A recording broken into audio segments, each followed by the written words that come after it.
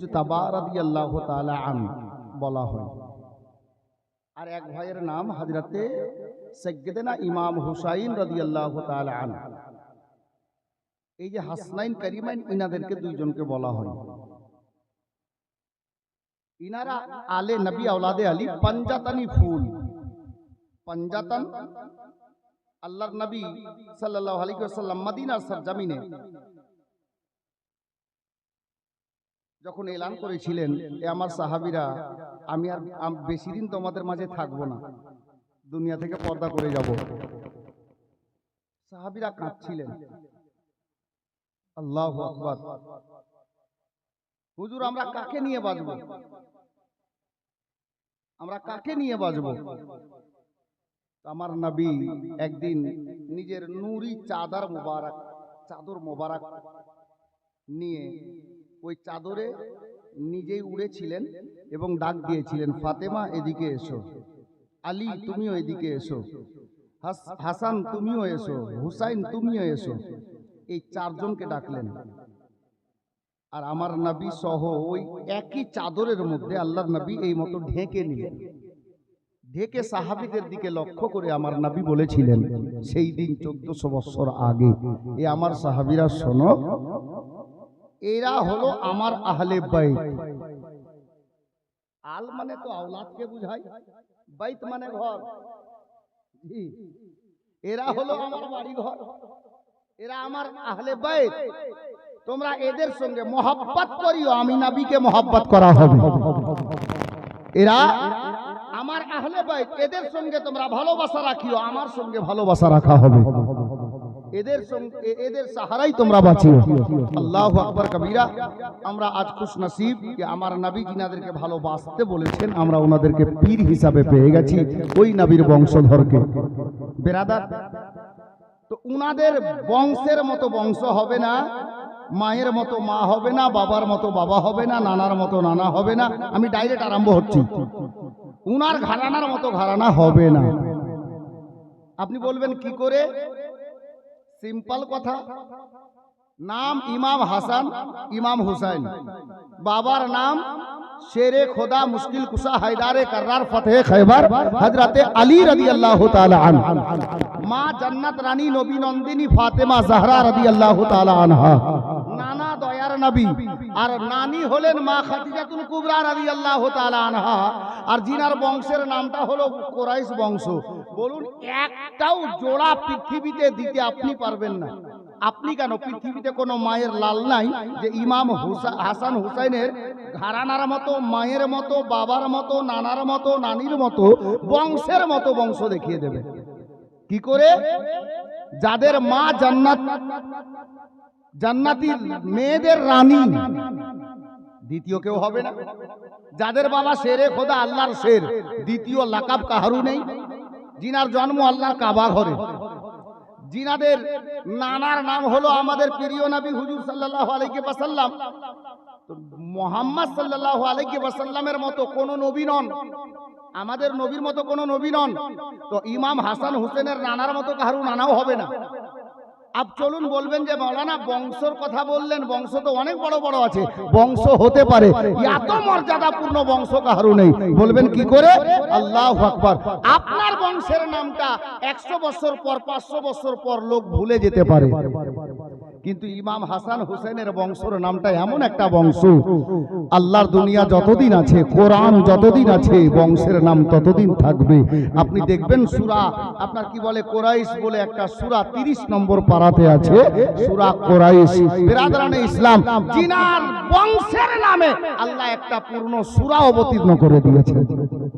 বংশের মতো বংশ হবে না। বাবা, ইমাম হাসান হুসাইনের মা বাবার বিয়ের কথা শুধুমাত্র আমি 2-4 মিনিট বলবো, তারপরে একদম আরম্ভ। কথা বলিস না বেটা, এই ওই আমার দিকে, কারণ আওয়াজ এমনিতেই ফেটে আছে। আমি গতকাল রাত্রে ভোরবেলা 4টা নাগাদ বাড়ি আসলাম, 3 দিন জীবনী শেষ করে দক্ষিণ দিনাজপুর থেকে। আমি হিস্ট্রি বলতে চাইছি না, আওয়াজ একটু বসে আছে ঠান্ডা লেগে, তবে আশা করছি মাইকটা ভালো আছে, বুঝতে পারছেন। মুআজ্জাজ হযরতে গেরামি মা ফাতেমাতুজ জাহরা রাদিয়াল্লাহু তাআলা আনহার বিয়ে দ্বিতীয় হিজরিতে মদিনাতুল মুনাওয়ারাতে মাওলা আলীর সঙ্গে আল্লাহর হুকুমে আমার নবী পড়াচ্ছেন। দ্বিতীয় হিজরিতে।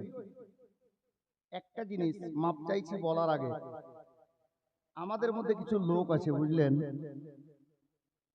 কথা বলিও না খালা, কিছু লোক আছে পয়সা ভালো আছে, ছেলের বিয়ের ভোজ হবে মালদা শাদী মহলে, হচ্ছে না? কিন্তু ভাই পয়সাওয়ালা আমি আপনাকে বলছি, আল্লাহ দিয়েছে আলহামদুলিল্লাহ, আরো আপনাকে দেখ আল্লাহ, তবে গরিব দুঃখীর মনের আশাটাকে অসম্পূর্ণ করিও না। আপনার সমাজে এমন একটা ফ্যামিলি আছে, ও মাসে কোনো মতো কষ্ট করে হয়তো 500 গ্রাম মাংস কিনে, আপনার বাড়ির পাশে বাড়ি, ওই লোকটা শুনেছে নাকি ওই পয়সাওয়ালার লোকের ছেলেটার বিয়ে হবে, মনে মনে খুব ও এঁকে রেখেছে যে আল্লাহ বাড়ির পাশে বাড়ি আছে, দাওয়াতটা দিলে কমপক্ষে একদিন তো বাচ্চা কাচ্চা নিয়ে ওর বাড়িতে পেট ভরে মাংস দিয়ে ভাত খেতে পারবো। গরিব লোকটা, কিন্তু আপনি কি করলেন? পয়সা আছে, বড় বড় পয়সাওয়ালাকে দাওয়াত করলেন, গরিবটাকে দাওয়াতই করলেন না, আর ভোজ এখানে রাখলেনই না। লোকটা বড় আশা করেছিল আপনার বাড়ি, গরিব মানুষ। আর প্রকৃত মুসলমান ওই ব্যক্তি, আল্লাহর নবীর ফরমান আছে, ওই ব্যক্তি যেই ব্যক্তি নিজে যেটা খায় নিজের ভাইয়ের জন্য পছন্দ করে, আমার নবীর ফরমান নিজে খাও। হযরত উমর ইবনে খাত্তাব রাদিয়াল্লাহু তাআলা আনহুর একটা ফরমান আছে যে তোমরা যখন বাড়িতে তরকারি রান্না করবে, তরকারি যতটাই হোক ঝোল একটু বেশি করিও, সুরবা একটু বেশি করিও, কারণ তোমার পাশের বাড়ির গরিবটা যদি তরকারি না রান্না করতে পারে, তো তুমি তরকারি না দিলেও একটু ঝোলটা যদি বাটিতে দাও, ঝোল দিয়ে খাবারটা খেতে পারবে, রুটিটা খেতে পারবে। প্রকৃত মুসলমান ওই ব্যক্তি। জি জি জি জি, একটু খেয়াল রাখেন, আমি টানা দিচ্ছি না, হয়তো আমাদের জানা নেই, বুঝতে পারছি না যে গরিব লোকটা আমাদের জন্য অপেক্ষা করে বসে আছে। একটু খেয়াল রাখতে হবে আমাদেরকে, কারণ আমরা মুসলমান, আমরা ইসলাম ধর্ম পেয়েছি, আর এটাই আমাদের ধর্ম আমাদেরকে শিক্ষা দিচ্ছে যে নিজে যেটা খাবে অপরের জন্য ওটাই ব্যবস্থা নেবে। বাবা যাই হোক, বলতেছিলাম মা ফাতেমার বিয়ে হলো দ্বিতীয় হিজরিতে মদিনাতুল মুনাওয়ারাতে মসজিদে নববী শরীফে আল্লাহর হুকুমে। এখন কথা হলো মা ফাতেমার বিয়ে মদিনাতে পরে হচ্ছে হযরতে আলীর সঙ্গে। যখন মা ফাতেমার বয়স 15 বছর 6 মাস, এক রিওয়ায়াত বলছে 18 বছর, আল্লাহ বেশি জানেন, আল্লাহর নবীর দরবারে হযরতে উমর ইবনে খাত্তাব এবং হযরতে আবু বকর সিদ্দিক রাদিয়াল্লাহু তাআলা আনহু ইনারা বিয়ের প্রস্তাব পাঠিয়েছিলেন, কিন্তু মা ফাতেমার সঙ্গে এই বিয়ের প্রস্তাব আমার নবী গ্রহণ করেন নাই, কবুল করেননি। ফিরে আসেন, অনেক বড় বড় পয়সাওয়ালার বাড়ি থেকে আমার নবীর দরবারে ফাতেমার বিয়ের প্রস্তাব নিয়ে এসেছিলেন, আমার নবী সবকে না বলেছেন। আমার নবী এটাই অপেক্ষা করছিলেন যে আল্লাহর তরফ থেকে যেটা হুকুম হবে, আল্লাহ আমাকে যে ছেলেটার সঙ্গে ফাতেমার বিয়ে দিতে বলবেন, আমি ওই ছেলেটাকেই নিজের জামাই বাবু হিসাবে বেছে নেব। এই অপেক্ষাতে ছিলেন। আল্লাহর হুকুম হলো, আল্লাহ পাক জিবরিল আমিনকে পাঠালেন। ব্রাদার, বাবারা, ভাইরা, মা বোনেরা, আমার আল্লাহ গায়েব থেকে আওয়াজ দান করলেন, জিবরিল বুলবুলে সিদরা, আর দেরি করিস না, তাড়াতাড়ি যা, আমার বন্ধুকে আমার পয়গাম দিয়ে আয়। হযরতে জিবরিল আমিন নাজিল হয়ে গেলেন, আর আল্লাহ যেটা বলে পাঠালেন, আমার বিশ্ব নবীকে জিবরিল আমিন এসে সেটা বলছেন। মদিনা মুনাওয়ারাতে হযরতে জিবরিল আমিন নাজিল হয়ে গিয়ে মসজিদে নববীতে বিরাজমান হলেন, বিশ্ব নবীর দরবারে গেলেন। বাবে জিবরিল বলে দরজা আজও মদিনাতে আছে রে বাবা, ওই মদিনা মুনাওয়ারাতে বাবে জিবরিল দিয়ে মসজিদে নববী শরীফে হযরতে জিবরিল আমিন প্রবেশ করলেন। আমার মায়ার নবীকে হযরতে জিবরিল আমিন সালাম জানিয়ে নবীকে বলছেন, ইয়া রাসূলুল্লাহ, চিন্তা করতে হবে না, আপনার বেটি ফাতেমার বিয়েটা কার সঙ্গে দেবেন, আমার আল্লাহ এটা ব্যবস্থা করে দিয়েছেন। আমার বিশ্ব নবী বললেন, জিবরিল বলো কার সঙ্গে বিয়ে দিতে বলেছেন মাওলা। হযরতে জিবরিল আমিন বলেন, ইয়া রাসূলুল্লাহ, ইয়া হাবিবাল্লাহ নবী গো, এই মদিনার সরজমিনে ফাতেমার বিয়েটা হবে পরে, তবে হুজুর জানেন আমার আল্লাহ বলে পাঠালেন আপনাকে খবর দিতে এসেছি, আল্লাহ পাক আসমানের উপরে জান্নাতের মধ্যে আপনার বেটি ফাতেমার বিয়ে হযরতে মাওলা আলীর সঙ্গে কবুল করে নিয়েছেন। ইয়া রাসূলুল্লাহ, দুনিয়াতে ফাতেমার বিয়ে পরে হবে, জান্নাতের মধ্যে আল্লাহ হযরতে গিরামি ফেরেশতাদের মধ্যে আল্লাহু আকবার কবীরা মা ফাতেমার বিয়ে খানা হযরতে মাওলা আলীর সঙ্গে আপনার কি বলে পড়িয়ে দিয়েছেন। এ বেরাদার বাবারা ভাইরা, আপনারা একটা কথা জিজ্ঞাসা করতে পারেন, আমার মা ফাতেমার বিয়েটা যে জান্নাতের মধ্যে হয়ে গেছে রে বাবা, হযরতে আলীর সঙ্গে কতজন ফেরেশতা দেখেছিল? কিতাব লেখক লিখেছেন সিরাতের কিতাবে, হযরতে মা ফাতেমার বিয়ে যখন জান্নাতের মধ্যে আল্লাহর হুকুমে পড়িয়ে দেওয়া হয়েছে, কবুল হয়ে গেছে, ইজাব কবুল হয়ে গেছে। এ বেরাদার, আল্লাহর পবিত্র ফেরেশতা সাজ্জাদুল মালাইকা জিবরিল আমিন আমার নবীকে বলেন, ইয়া রাসূলুল্লাহ, 40,000 ফেরেশতাকে সাক্ষী বানিয়ে আমার আল্লাহ ফাতেমার বিয়েটা আলীর সঙ্গে পড়িয়ে দিয়েছে। 40,000 ফেরেশতা সাক্ষী, ফাতেমার বিয়ে আসমানে হয়ে গেছে। হুজুর গো, আপনি আলীর সঙ্গে বিয়েটা পড়িয়ে দেন। আমার বিশ্ব নবীকে আল্লাহর পয়গাম জানিয়ে হযরতে জিবরিল আমিন ওপাস চলে গেলেন, ফিরে চলে গেলেন। আমার মায়ার নবী হযরতে আলীকে ডেকে পাঠালেন, বাবা বিয়েটা পড়িয়ে দেওয়া হলো মসজিদে নববী শরীফের মধ্যে। একেবারে এখানে শর্ট করব বাবা, কারণ জন্মটা আজকে আমরা শুনবো। বিয়েটা পড়িয়ে দেওয়া হলো, বিয়ে পড়িয়ে দেওয়ার পরে আমার মায়ার নবী খুতবা পড়ে নিয়েছেন, দোয়া হয়ে গেছে। এহেন অবস্থাতে আমার মায়ার নবী হযরতে মাওলা আলী রাদিয়াল্লাহু তাআলা আনহুকে ডাক দিয়ে বলেন, আলী রে, এ আলী শোনো। হযরতে আলী দাঁড়িয়ে বলেন, লাব্বাইক ইয়া রাসূলুল্লাহ, ইয়া হাবিবাল্লাহ, নবী গো, আপনি যেটা হুকুম করবেন আমি মাথা নত করে সেটা পালন করব। আমার নবী বলেন, আলী রে, এই ফাতেমার অভিভাবক আমি নবী এতক্ষণ ছিলাম রে, এখন বিয়েটা তোমার সঙ্গে পড়িয়ে দিয়েছি, তুমি তার স্বামী, এ ফাতেমার অভিভাবক তুমি হয়ে গেছো রে আলী। এবার যাও, ফাতেমাকে তুমি নিজের বাড়িতে নিয়ে যাও। ফাতেমাকে নিজের বাড়ি নিয়ে যাও। বাস্তব কথা, বিয়ের পরে মেয়ে তো স্বামীর ঘরেই যায়। 1400 বছর আগে সেটাই ছিল, আজও আছে। বেরাদার, আমার মায়ার নবী যেমনই বাবা বললেন, আলী তোমার বিবিকে তুমি নিজের বাড়িতে নিয়ে যাও। হযরতে মাওলা আলী মসজিদে নববী শরীফের মধ্যে দাঁড়িয়ে আমার দয়ার নবী মায়ার নবীকে কাতর স্বরে বলেন, ইয়া রাসূলুল্লাহ, ইয়া হাবিবাল্লাহ, নবী গো, আপনি যে সবই জানেন ইয়া রাসূলুল্লাহ, আর ফাতেমাকে আমি কোন বাড়িতে নিয়ে যাব হুজুর? এই মদিনাতে আমার নিজস্ব কোনো বাড়ি নয় নবী গো, আপনার বলাতে আপনার হুকুমে মাঝে মধ্যে আপনার হুজরা মোবারকায় আমি খেজুরের পাতার চাটাই বিছিয়ে আপনার কদমের দিকে বিছানা লাগাই আরাম করে থাকি। ইয়া রাসূলুল্লাহ, আমি আমার অর্ধাঙ্গিনী জীবন সঙ্গিনী এ ফাতেমা নবী নন্দিনীকে এখন এই মুহূর্তে কোন বাড়িতে নিয়ে যাব? আলে নবীর সঙ্গে মহব্বত কেমন করেছেন সাহাবীরা শুনেন বাবা। যেমনই এই কথা আলীর মুখ থেকে বেরিয়েছে, মসজিদে নববী শরীফে যতজন সাহাবী উপস্থিত ছিলেন, প্রেজেন্ট ছিলেন, ইনাদের মধ্যে একজন সাহাবী দাঁড়িয়ে গেলেন, আমার মায়ার নবীকে ডাক দিচ্ছেন, ইয়া রাসূলুল্লাহ, ইয়া হাবিবাল্লাহ, নবী গো, যদি আপনার নির্দেশ পাওয়া যায়, আপনার অর্ডার পাওয়া যায়, তাহলে আমি দুটা কথা বলতে চাই। কে দাঁড়িয়েছেন বাবা জানেন? কিতাবের মধ্যে নামখানা লেখা আছে, হযরতে হারসা বিন নাউমান আনসারী রাদিয়াল্লাহু তাআলা আনহু, যিনার নাম কিতাবের পাতায় হযরতে হারসা। হারসা বিন নাওমান আনসারী বলে, ইয়া রাসূলুল্লাহ, ইয়া হাবিবাল্লাহ, নবী গো, অর্ডার দিলে দুটো কথা বলি। আমার নবী বললেন, হারসা রে, রাত আমি তোকে অর্ডার দিলাম, কি বলবি বল বাবা।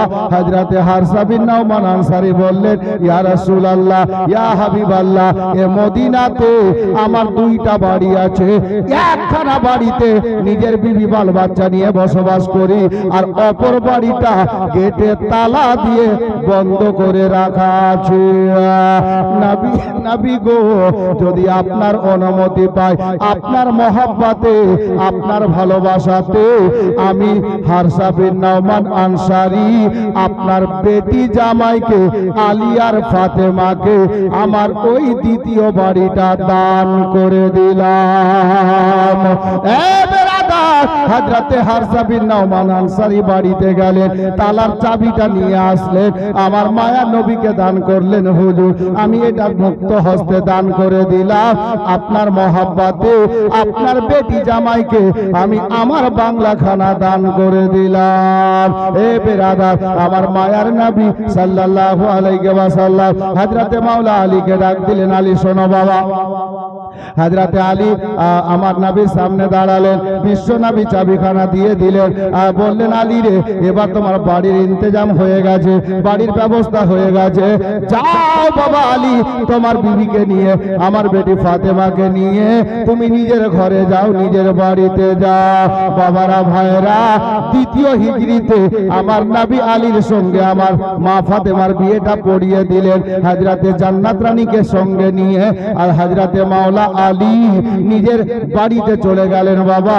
আর বাড়িতে গিয়ে যেমনই রাতটা অতিবাহিত হলো, যেমনই ফজরের নামাজ আদায় হয়েছে রে বাবা, ওইদিকে মসজিদে নববী শরীফে আমার মায়ার নবী, দয়ার নবী, তাজদারে মদিনা সাল্লাল্লাহু তাআলা আলাইহি ওয়াসাল্লাম নামাজ থেকে ফারিগ হয়ে মসজিদে নববী শরীফ থেকে বেরিয়ে গেলে, বাড়িতে গেলেন না, অন্যদিকে গেলেন না, আমার নবী গুটি গুটি কদম মোবারক বাড়াতে বাড়াতে হযরতে আলীর বাড়ির দিকে চলতে আরম্ভ করেছে।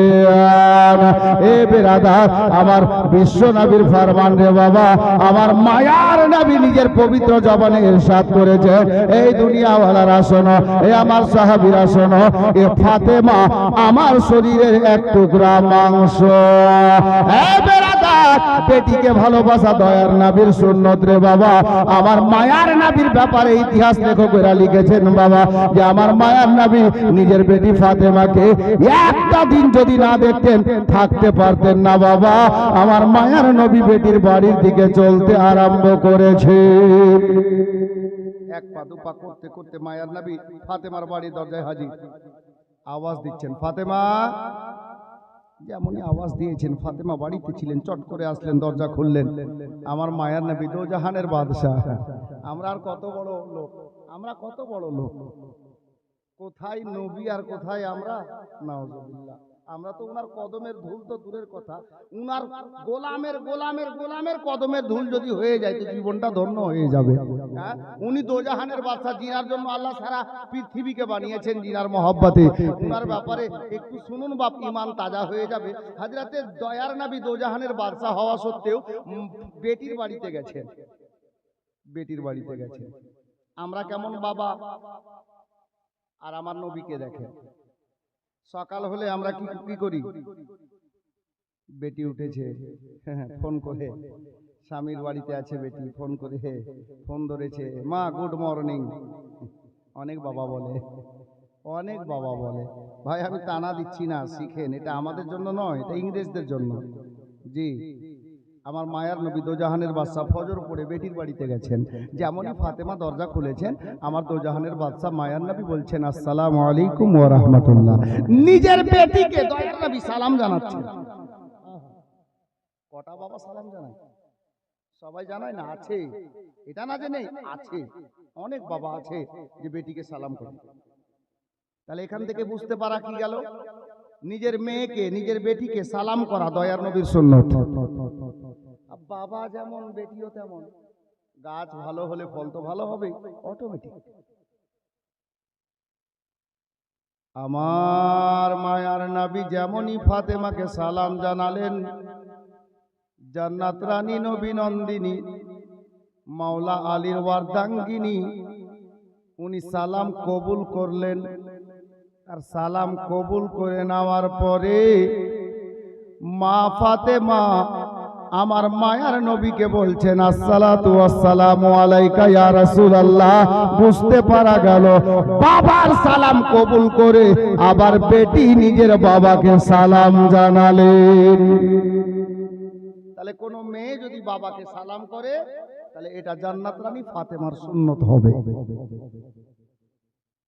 সালাম কালাম হলো। আমার নবী বলছে, নবীকে ফাতেমা বলছেন, হুজুর ভিতরে তাশরিফ নিয়ে আসেন, ঘরের মধ্যে আসেন। আল্লাহ নবী ডাক দিচ্ছেন, ফাতেমা আলী কোথায়? বলে হুজুর বাড়িতে। ডাকো মা, আলীকে ডাকো। আলী আসলেন। আলী এসে দাঁড়ালেন, সালাম কালাম হলো। আমার নবী বলছেন, ফাতেমা রে। জি লাব্বাইক ইয়া রাসূলুল্লাহ। বেটি একটু পানির ব্যবস্থা করো, এক লোটা পানি নিয়ে এসো। আহা, আমার মায়ার নবীর লাডলি দুলারি বেটি জান্নাত রানী নবী নন্দিনী এক লোটা পানি আনলেন। বাবা পানিটা আমার বিশ্ব নবীর হস্ত মোবারকে দিলেন। আমার নবী ওই পানিখানা নিয়ে নিলেন বাবা, আর নিজের হস্ত মোবারকের দুই হস্ত মোবারকের কবজি পর্যন্ত পানিতে ডুবিয়ে দিলেন। হস্ত মোবারক তোলার পরে ওই লোটার পানিটা অর্ধেক পানি হযরতে সাইয়্যিদা ফাতেমা জাহরা রাদিয়াল্লাহু তাআলা আনহার পবিত্র বদন মোবারকে ছিটিয়ে দিলেন, আর অর্ধেক পানি হযরতে আলীর বাজুতে সিনাতে ছিটিয়ে দিলেন। মা ফাতেমাকে আমার মায়ার নবী ডাক দিয়ে বলছেন, এখান থেকে একটা শিক্ষা হবে রে বাবা। আমার মায়ার নবী ডাক দিয়ে বলেন, বেটি ফাতেমা রে, তুমি চিন্তা করবে না, তুমি দুঃখ করবে না। আমার মা ফাতেমা কেমন মেয়ে দেখেন। উনি বলছেন, ইয়া রাসূলুল্লাহ আমি কিসের চিন্তা করব, কিসের দুঃখ করব? আমার মায়ার নবী বললেন, বেটি রে তুমি এটা ভাবিও না তোমার বাবা কোন ছেলের সঙ্গে তোমার বিয়ে দিয়েছে। বলে আব্বা কেমন কথা? বলে বেটি রে তুমি ভাবিও না আলীর বাড়ি ছিল না, আলীর নিজের জায়গা মদিনাতে না, আলীর আপনার টাকা পয়সা ধন দৌলত মদিনা শরীফে নাই। এ বিরাদার আমার মায়ার নবী বলছেন, বেটি এই জন্য তুমি চিন্তা করিও না, আল্লাহর হুকুমে আমি নবী তোমার বিয়েটা আলীর সঙ্গে পড়িয়েছি। আর শুনে রাখো মা, এ বেটি ফাতেমা রে, আমি নবী তোমারে বলে যায় আমার বংশের মধ্যে আমি নবী সবচাইতে বেশি সুন্দর ব্যবহার চরিত্রের ছেলে যাকে পেয়েছি, আমি ওই ছেলেটার সঙ্গে তোমার বিয়ে পড়িয়েছি। এর জন্য তুমি চিন্তা করবে না। এ বেরাদার আমার নবী সারা জগৎকে এটাই শিক্ষা দিলেন, ছেলের 5 তালা বাড়ি দেখা যাবে না, 10 লক্ষ টাকার মালিক দেখা যাবে না, 6টা গাড়ি আছে দেখা যাবে না, 4টা বাড়ি আছে দেখা যাবে না। ওই ছেলেটার চরিত্র দেখো, যদি ছেলের চরিত্র ভালো হয় তাহলে নিজের মেয়ের হাতটা ওই ছেলের হাতে দিতে পারো। এটাই নবী শিক্ষা দিলেন। বিল্ডিং দেখে নয়, টাকা দেখে নয়, ব্যবহার দেখো। বাবা ভাই আমি তো ঘটনাটা নিজের কানে শুনিনি, তবে একজন পীর ভাই বলছিলেন, আমাদের পীর মুর্শিদ হুজুর মাসরুর মিয়া আলাইহির রাহমা, কথাটা মনে পড়ে গেল। এই কথাটা বলতে গিয়ে নবীর আওলাদ নবীর ঘরেরই কথা বলে। আল্লাহু আকবার। কোন একজন আল্লাহর বান্দা মানে উনার এক মুরিদ গিয়েছিলেন, বলছে হুজুর আমার মেয়ের বিয়ে লেগেছে, বিয়েটা দিব কিনা? ছেলেটার বাড়ি কোথায়? বলে অমুক জায়গায়। কি করে? বলে হুজুর কোনো মতো কাজ কাম করে আর খায়, বাড়ি ঘর ওই মতো নয়, 2টাই ঘর। আমাদের এলাকার কথা বলছি, 2টাই ঘর। আমার বিশ্ব নবীর আওলাদ হুজুর সৈয়দি সরকার মাসরুর মিয়া বলেছিলেন, বেটা ঘর মত দেখো, বাড়ি দেখিও না, ছেলেটার চরিত্র দেখো। যদি ছেলেটার ব্যবহার ভালো হয় তাহলে নিজের বিবিকে নিয়ে ও চাইলে জঙ্গলে প্লাস্টিক খাটিয়ে সংসার চালিয়ে নেবে। ব্যবহার দেখো, ব্যবহার ভালো আছে কিনা। যদি ব্যবহার ভালো থাকে, আমি মাসরুর মিয়া বললাম তুমি চোখ বন্ধ করে বিয়ে দিয়ে দাও, এটাই নিয়ম। আমার নবী 1400 বছর আগে শিক্ষা দিয়েছেন আলীর বিয়ে যখন হয় ফাতেমার সঙ্গে। হযরতে মাওলা আলীর বিয়ে হয়ে গেল। আমার নবী সাল্লাল্লাহু আলাইহি ওয়াসাল্লাম ফাতেমাকে এই কথা বলে দিয়ে বাবা মা ফাতেমার বাড়ি থেকে আবার মসজিদে নববী তাশরীফ নিয়ে গেলেন। এই করে দিন কাটতে লাগলো, ফাতেমার সংসার আরম্ভ হয়ে গেল। দ্বিতীয় হিজরিতে বিয়ে হলো। দেখতে দেখতে 9টা মাস গত হয়ে গেল। আমার বিশ্ব নবীর দরবারে কোন এক আল্লাহর নবীর দিওয়ানা, আল্লাহর নেক বান্দা, নবীর প্রেমিক, উনি একদিন দৌড়তে দৌড়তে এসে আমার মায়ার নবীকে সালাম জানালেন, ইয়া রাসূলুল্লাহ, ইয়া হাবিবাল্লাহ, নবী গো, আমি এই মুহূর্তে একটা শুভ সংবাদ নিয়ে আপনার দরবারে হাজির হয়েছি। কি সংবাদ রে? বলে আপনার বেটি ফাতেমার বাড়িতে আপনার বেটির গর্ভ থেকে আপনার একটা নাতির জন্ম হয়েছে, একটা নাতি জন্ম নিয়েছে। বেরাদার, আমার মায়ার নবী, দয়ার নবী হযরতে গেরামি ওই মুহূর্তে খুশি খুশি আনন্দে আনন্দিত হয়ে হযরতে আলীর বাড়িতে তাশরীফ নিয়ে গেলেন। আলীর বাড়িতে তাশরীফ নিয়ে গেলেন। গিয়ে যেমনই দরজা নক করেছেন, মাওলা আলী বাড়িতে ছিলেন, দরজা খোলা হলো। যেমনই দরজা খোলা হলো, বিশ্ব নবী সালাম কালাম হলো, নবী আমার ভিতরে তাশরীফ নিয়ে গেলেন। বাড়িতে একটা দাসী ছিল, দাসী তার নাম লেখা আছে কিতাবে হযরতে আসমা রাদিয়াল্লাহু তাআলা আনহা। ওই মেয়েটা একটা রেশমি কাপড়ে করে মা ফাতেমার বেটাকে ধারণ করে দয়ার নবীর হস্ত মোবারকে এনে দান করলেন, দিলেন। আমার নবী ছেলেটাকে নিলেন, নাতিকে নিলেন, ডান কানে আজান দিলেন, বাম কানে একামত দিলেন, যাকে তাকবীর আমরা বলি। নামাজের আগে যে তাকবীরটা দিই, জামাত আরম্ভ হওয়ার আগে তাকবীর দিলেন। আর এহেন অবস্থায় মাওলা আলীকে আমার নবী ডাক দিলেন, আলী। লাব্বাইক ইয়া রাসূলুল্লাহ। আচ্ছা বাবা, বলো তো তোমার ছেলেটার নাম রেখেছো? আমার নবী জিজ্ঞেস করছেন। আলীর জবান থেকে কি বেরোচ্ছে দেখুন। আমাদের মধ্যে কিছু লোক আছে, ও মৌলবি মুফতি ভালো শিক্ষিত লোককে জানতে যাই না কি নাম রাখবে। টিভি অন করলো, সিরিয়ালে কোনটা নাম ভালো চলছে ওটাই রেখে দিল। জি, এরকম হচ্ছে এলাকাতে। আমাদের মধ্যে এমন এমন নাম আছে ছেলের মেয়ের, যেটা শরীয়তি নাম নয়। জি, যাই হোক, আমি ওগুলো নাম বলতেও যাচ্ছি না, বাস খালি উদাহরণস্বরূপ বললাম। হযরতে আলীর জবান থেকে কি বেরোচ্ছে? আলী বলছেন, ইয়া রাসূলুল্লাহ, এটা কি সম্ভব? আমি আলীর দ্বারাতে? আপনি মায়ার নবী, দয়ার নবী, কালী কামলিওয়ালে আকা, আপনি এই বাচ্চার নানা, আমার বেটার নানা হলেন আপনি, আর আপনি নবী থাকতে আমি আলী নাম রাখবো? এটা অসম্ভব। হুজুর, ইয়া রাসূলুল্লাহ, আপনি আপনার নাতির নামটা রেখে দেন। আহা, আমার মায়ার নবী হযরতে মাওলা আলীকে বললেন, আলী রে শোনো, আমি তোমার বেটার নামটা ওই নামটা রাখবো, আমার আল্লাহর তরফ থেকে যে নামটা রাখার নির্দেশ আমাকে আল্লাহ দেবেন। এ বেরাদার, এতটা বলা ছিল আমার মায়ার নবীর জবান থেকে, এতটা শুধু বেরিয়েছে রে বাবা, আমার আল্লাহ পাকের রহমত জোশে চলে এলো। গায়েব থেকে হযরতে জিবরিল আমিনকে আমার আল্লাহ ডাক দিলেন, এ জিবরিল শোনো রে, আর দেরি করিও না, যাও, আমার বন্ধু অপেক্ষায় আছে, আমার বন্ধু আমার অপেক্ষায় রয়েছে, আমার বন্ধুর নিকটে আমার পয়গাম নিয়ে যাও। হযরতে জিবরিল আমিনকে আল্লাহ পয়গাম দিয়ে দিলেন, কি বলতে হবে, কোন নাম লাগবে আল্লাহ পাক বলে দিলেন। জিবরিল নাজিল হলেন সোনার মদিনাতে মাওলা আলীর বাড়িতে, নাজিল হয়ে গিয়ে আমার নবীকে সালাম জানালেন। আল্লাহ তাবারাক ওয়া তাআলার প্রিয় ফেরেশতা জিবরিল আমিন আমার নবীকে বলেন, ইয়া রাসূলুল্লাহ, ইয়া হাবিবাল্লাহ, নবী গো, আল্লাহ পাক আপনাকে মোবারকবাদি জানিয়েছেন, আপনার নাতির জন্ম হয়েছে বলে। নবী গো, আপনি আর চিন্তা করবেন না, ইয়া রাসূলুল্লাহ, ইয়া হাবিবাল্লাহ, আমার আল্লাহ আপনার নাতির জন্য নাম পাঠিয়ে দিয়েছেন।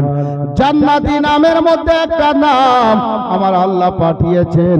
আমার নবী বললেন, জিবরিল বলো কোনটা নাম? আমার জিবরিল আমিন বললেন, ইয়া রাসূলুল্লাহ, এক জামানায় একই সময়ে দুইটা নবী আল্লাহ পাঠিয়েছিলেন, একই জামানাতে দুইজন নবীর আগমন হয়েছিল, যিনার নাম হযরতে মূসা আলাইহিস সালাম এবং হযরতে হারুন আলাইহিস সালাম, দুই ভাই।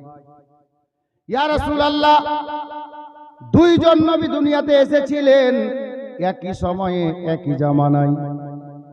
তবে নবী গো, ওই হারুন আলাইহিস সালামকে আল্লাহ পাক দুইটা ছেলে দান করেছিলেন। হারুন আলাইহিস সালামের বড় ছেলের নাম ছিল সাব্বার। এটা হলো সুরিয়ানি ভাষা। এটাকে যদি আরবি ভাষায় বলা যায় তাহলে এই নামটা হবে বাবা হাসান। আমার জিবরিল আমিন বললেন, ইয়া রাসূলুল্লাহ, ইয়া হাবিবাল্লাহ, নবী গো, আপনি আপনার এই নাতির নামখানা হারুন আলাইহিস সালামের বড় ছেলের নামে নামটা রেখে দেন। হযরতে গেরামি, ওই নামটা হলো সাব্বার, যাকে বাবা আরবি ভাষায় আপনার হাসান বলা হয়। এই নামটা দিয়ে হযরতে জিবরিল আমিন চলে গেলেন বাবা। এই অবস্থায় আমার মায়ার নবী হযরতে মাওলা আলীকে ডাক দিয়ে বললেন, আলী শোনো রে, তোমার বেটার নাম থাকলো হাসান, আর 7 দিন যেদিন বয়স হবে মাথার চুলটা কামিয়ে নিয়ে, মাথা ন্যাড়া করে নিয়ে, ওই সমপরিমাণ চুলের সমপরিমাণ চাঁদি ওজন করে নিয়ে ফকির মিসকিনের মধ্যে বিতরণ করে দিও রে আলী। আর এই বাচ্চাটার জন্য দুইখানা জীবকে আকিকা যাকে বলি, দুইখানা জীবকে আল্লাহর রাস্তায় জবাই করবে, হালাল করবে, যে যাকে আমরা আকিকা বলে থাকি বাবা। 7 দিনের মাথায় সেটাই করা হয়েছিল, আলী করেছিলেন। এ বেরাদার, জীবনীর এতটা কথা বাবা বাচপানার লেখা আছে। যদি শুধু বাচপানার শিশুকালের কথাগুলো বলি 2টা রাত কেটে যাবে, কিন্তু কারবালা যাওয়া যাবে না। যার জন্য বাবা আমি চট করে বলছি, হযরতে ইমাম হাসান রাদিয়াল্লাহু তাআলা আনহু রোজার মাস ছিল বাবা 15ই রমজানে। 15ই রমজানে 3 হিজরিতে আমার মা ফাতেমার পেট থেকে সোনার মদিনাতে তিনার শুভ আগমন ঘটলো, মানে উনার জন্ম হলো। আমার মাওলা হাসানকে বড় হতে দেন। দেখতে দেখতে বাবা অল্প কয়েকটা দিন কেটেছে, কয়েকটা মাস কেটে গেল। এ বেরাদার, আর মদিনার সরজমিনে একজন মেয়ের নাম কিতাবে লেখা আছে, হযরতে উম্মে ফজল। হযরতে উম্মে ফজল, জিনার ব্যাপারে কিতাব লেখক ইশারা করেছেন নবী পাকের চাচা হযরতে আব্বাস রাদিয়াল্লাহু তাআলা আনহুর স্ত্রী, মানে ওই মেয়েটা হলেন আমার নবীর চাচি। জি, কোন আব্বাস? নবীর জীবনীতে শুনেছেন যে আব্বাস নবীর জন্ম যখন হয়েছিল দুনিয়ার বুকে মায়ের পেট থেকে, আব্বাস বাড়িতে ছিলেন না, সফরে ছিলেন অন্য কোথাও। কয়েকটা দিন গত হওয়ার পরে বাড়ি আসলেন, শুনতে পেলেন সন্ধ্যাবেলার টাইম, শুনতে পেয়েছিলেন যে আমার একটা এতিম ভাতিজা জন্ম নিয়েছে, পূর্ণিমার চাঁদের চাইতে বেশি সুন্দর চেহারা, অপূর্ব সুন্দর। আব্বাস বাড়িতে সামান রেখে দিয়ে সেই দিন সন্ধ্যাবেলাতে আমার নবীকে দেখার জন্য যাচ্ছিলেন আমেনার ঘরে। ঘরের এক সাইড দিয়ে যাচ্ছিলেন, জানালাটা খোলা ছিল, সন্ধ্যাবেলার টাইম। ঘরের মধ্যে মা আমেনা ছিলেন না, কয়েকদিনের শিশু নবী বিছানায় শুয়েছিলেন। হযরতে আব্বাস যেতে যেতে জানালায় দাঁড়িয়ে গিয়ে দৃশ্য দেখেছিল। কি দেখেছিল জানেন? আল্লাহু আকবার। আমার শিশু নবী বিছানায় আরাম করছেন, হাতের আঙ্গুলের ইশারা যেই দিকে হচ্ছে, সন্ধ্যায় চাঁদটা উদয় হয়ে গিয়েছিল, নবীর হাত যেই দিকে ঘুরছে আসমানের চাঁদ ওই দিকেই ঘুরে যাচ্ছে। হিন্দোলাতে নবী আমার ছিলেন। হযরতে আব্বাস অবাক হয়ে গিয়েছিলেন সেই দিন। আমেনা দোলনার নিকটে নেই, দাদু আব্দুল মুত্তালিব দোলনার নিকটে নেই, কোনো ফুফু আম্মা চাচি আম্মা নেই, আমেনাও ঘরে নেই, কোনো লোক দেখতে পাওয়া যায় না। আব্বাস দেখেছিলেন আমার মায়ার নবীর দোলনাটা দোলতে আছে। কে দোলাচ্ছিল কাউকে দেখতে পাওয়া গেল না। আব্বাস সেই দিন জানালার ধারে দাঁড়িয়ে দেখেছিল। দেখার পরে ফয়সালা নিয়েছিল এই মোহাম্মদ আমার ভাতিজা যেমন তেমন ছেলে নয়, এটা কোনো খাস কারণ হতে পারে, যার জন্য আর দেখার জন্য তখন ভিতরে না গিয়ে ফিরে বাড়ি গিয়েছিল। যখন হযরতে আব্বাস নবীর কলমা পড়ে মুসলমান হয়েছিলেন, আব্বাস দুটা প্রশ্ন করেছিলেন মায়ার নবীকে, ভাতিজা বলো তো, আমি দুটা প্রশ্ন করব, উত্তর যদি বলে দাও আমি তোমার কলমা পড়ে মুসলমান হয়ে যাব। সেই দুটা কথা কি? এই শিশু বেলাতে যে দুটি জিনিস দেখেছেন আব্বাস, বলে বাবা রে, তোমার মা ঘরে ছিল না, তোমার দাদু ছিল না, কেউ ঘরের মধ্যে ছিল না, তুমি শিশু নবী কয়েকদিনের ছিলে, দোলনাটা দোলতে ছিল কিভাবে, কে দোলাচ্ছিল? আমার নবী বলেন চাচা গো, সেই দিন আমার মা ঘরে ছিল না, দোলনা আমার দোলতে ছিল, আল্লাহর ফারিস্তাদের সর্দার জিবরিল আল্লাহর হুকুমে আমার ফারিস্তা দোলাচ্ছিল। জিবরিল দোলাচ্ছিল। আচ্ছা বাবা বলো তো, সন্ধ্যার টাইম ছিল, তুমি শিশু নবী, তোমার হাত যেই দিকে ঘুরছিল, আমি দেখলাম আসমানের চাঁদটা ওই দিকেই ঘুরছিল, ব্যাপারটা কি? আমার মায়ার নবী মুচকি হাসি দিয়ে বলেন চাচা গো, ওগো চাচা, আমি নবী তো দুনিয়ার মানুষের মতো নয় গো, আল্লাহ পাক আমাকে সমস্ত মানব দানবের জন্য রহমত বানিয়ে দুনিয়াতে পাঠিয়েছেন। এ আমার চাচা জান শুনেন গো, আমি যেহেতু দুনিয়ার মতো নয়, দুনিয়াওয়ালাদের মতো নয়, যার জন্য আমি শিশু নবীর খেলনা, দুনিয়ার মতো নয়। ইয়া রাসূলুল্লাহ, আমার বাবাও দুনিয়াতে ছিলেন না, আমার জন্য খেলনা কে ব্যবস্থা করত? আমার খেলনার দরকার ছিল না, আমার আল্লাহ আমার জন্য আসমানের চাঁদকে খেলনা বানিয়েছিলেন। আমি নবী যখন যেই দিকে হাত ঘুরাতাম, আল্লাহর হুকুম ছিল আমার হাতের ইশারায় আসমানের চাঁদ ওই দিকেই ঘুরে যেত। এ বেরাদার, যখন উত্তর সঠিক পেয়ে গেলেন, হযরতে আব্বাস নবীর কলমা পড়ে মুসলমান হয়ে গেলেন। এ বেরাদার, ঘটনাটা এই জন্য বলে দিলাম, 2-4 মিনিট লস হলো। হযরতে আব্বাস রাদিয়াল্লাহু তাআলা আনহুর স্ত্রী হযরতে উম্মে ফজল, এখানেই বলছিলাম বাবা, হযরতে উম্মে ফজল আমার মায়ার নবীর চাচি হলেন। একদিন রাতের বেলাতে বিছানায় ঘুমিয়ে আছেন, ঘুমন্ত অবস্থায় স্বপ্ন দেখছেন। স্বপ্ন দেখলেন, যেমনই স্বপ্ন শেষ হলো ঘুমটা ভেঙে গেল। আর ঘুম ভাঙাতে নবী পাকের চাচি বিছানায় উঠে বসে গেলেন, থরথর করে কাঁপছেন। কেন কাঁপছেন? আল্লাহ গো, আমি এই ভয়ানক স্বপ্ন দেখলাম তো দেখলাম কেন? এত বড় ভয়ানক স্বপ্ন কেন আমি দেখলাম? জানি না কি হবে, জানি না কি ঘটবে।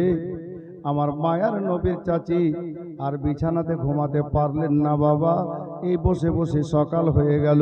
যখন সকাল হয়ে গেল, ডানে বামে নয়, আপনার কি বলে অন্য কোথাও নয় গো, সকাল হতে না হতেই আমার নবীর চাচি আমার মায়ার নবীর দরবারে হাজির হয়ে গেলেন।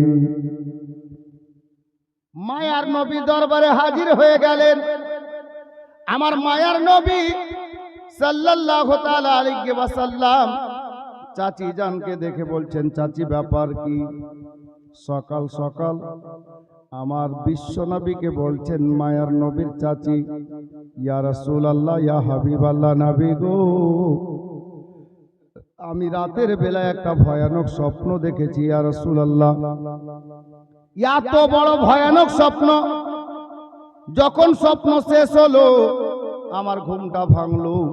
আর গভীর রাত থেকে আমি অনেক চেষ্টা চালালাম হুজুর, কিন্তু আমাকে ঘুম এলো না।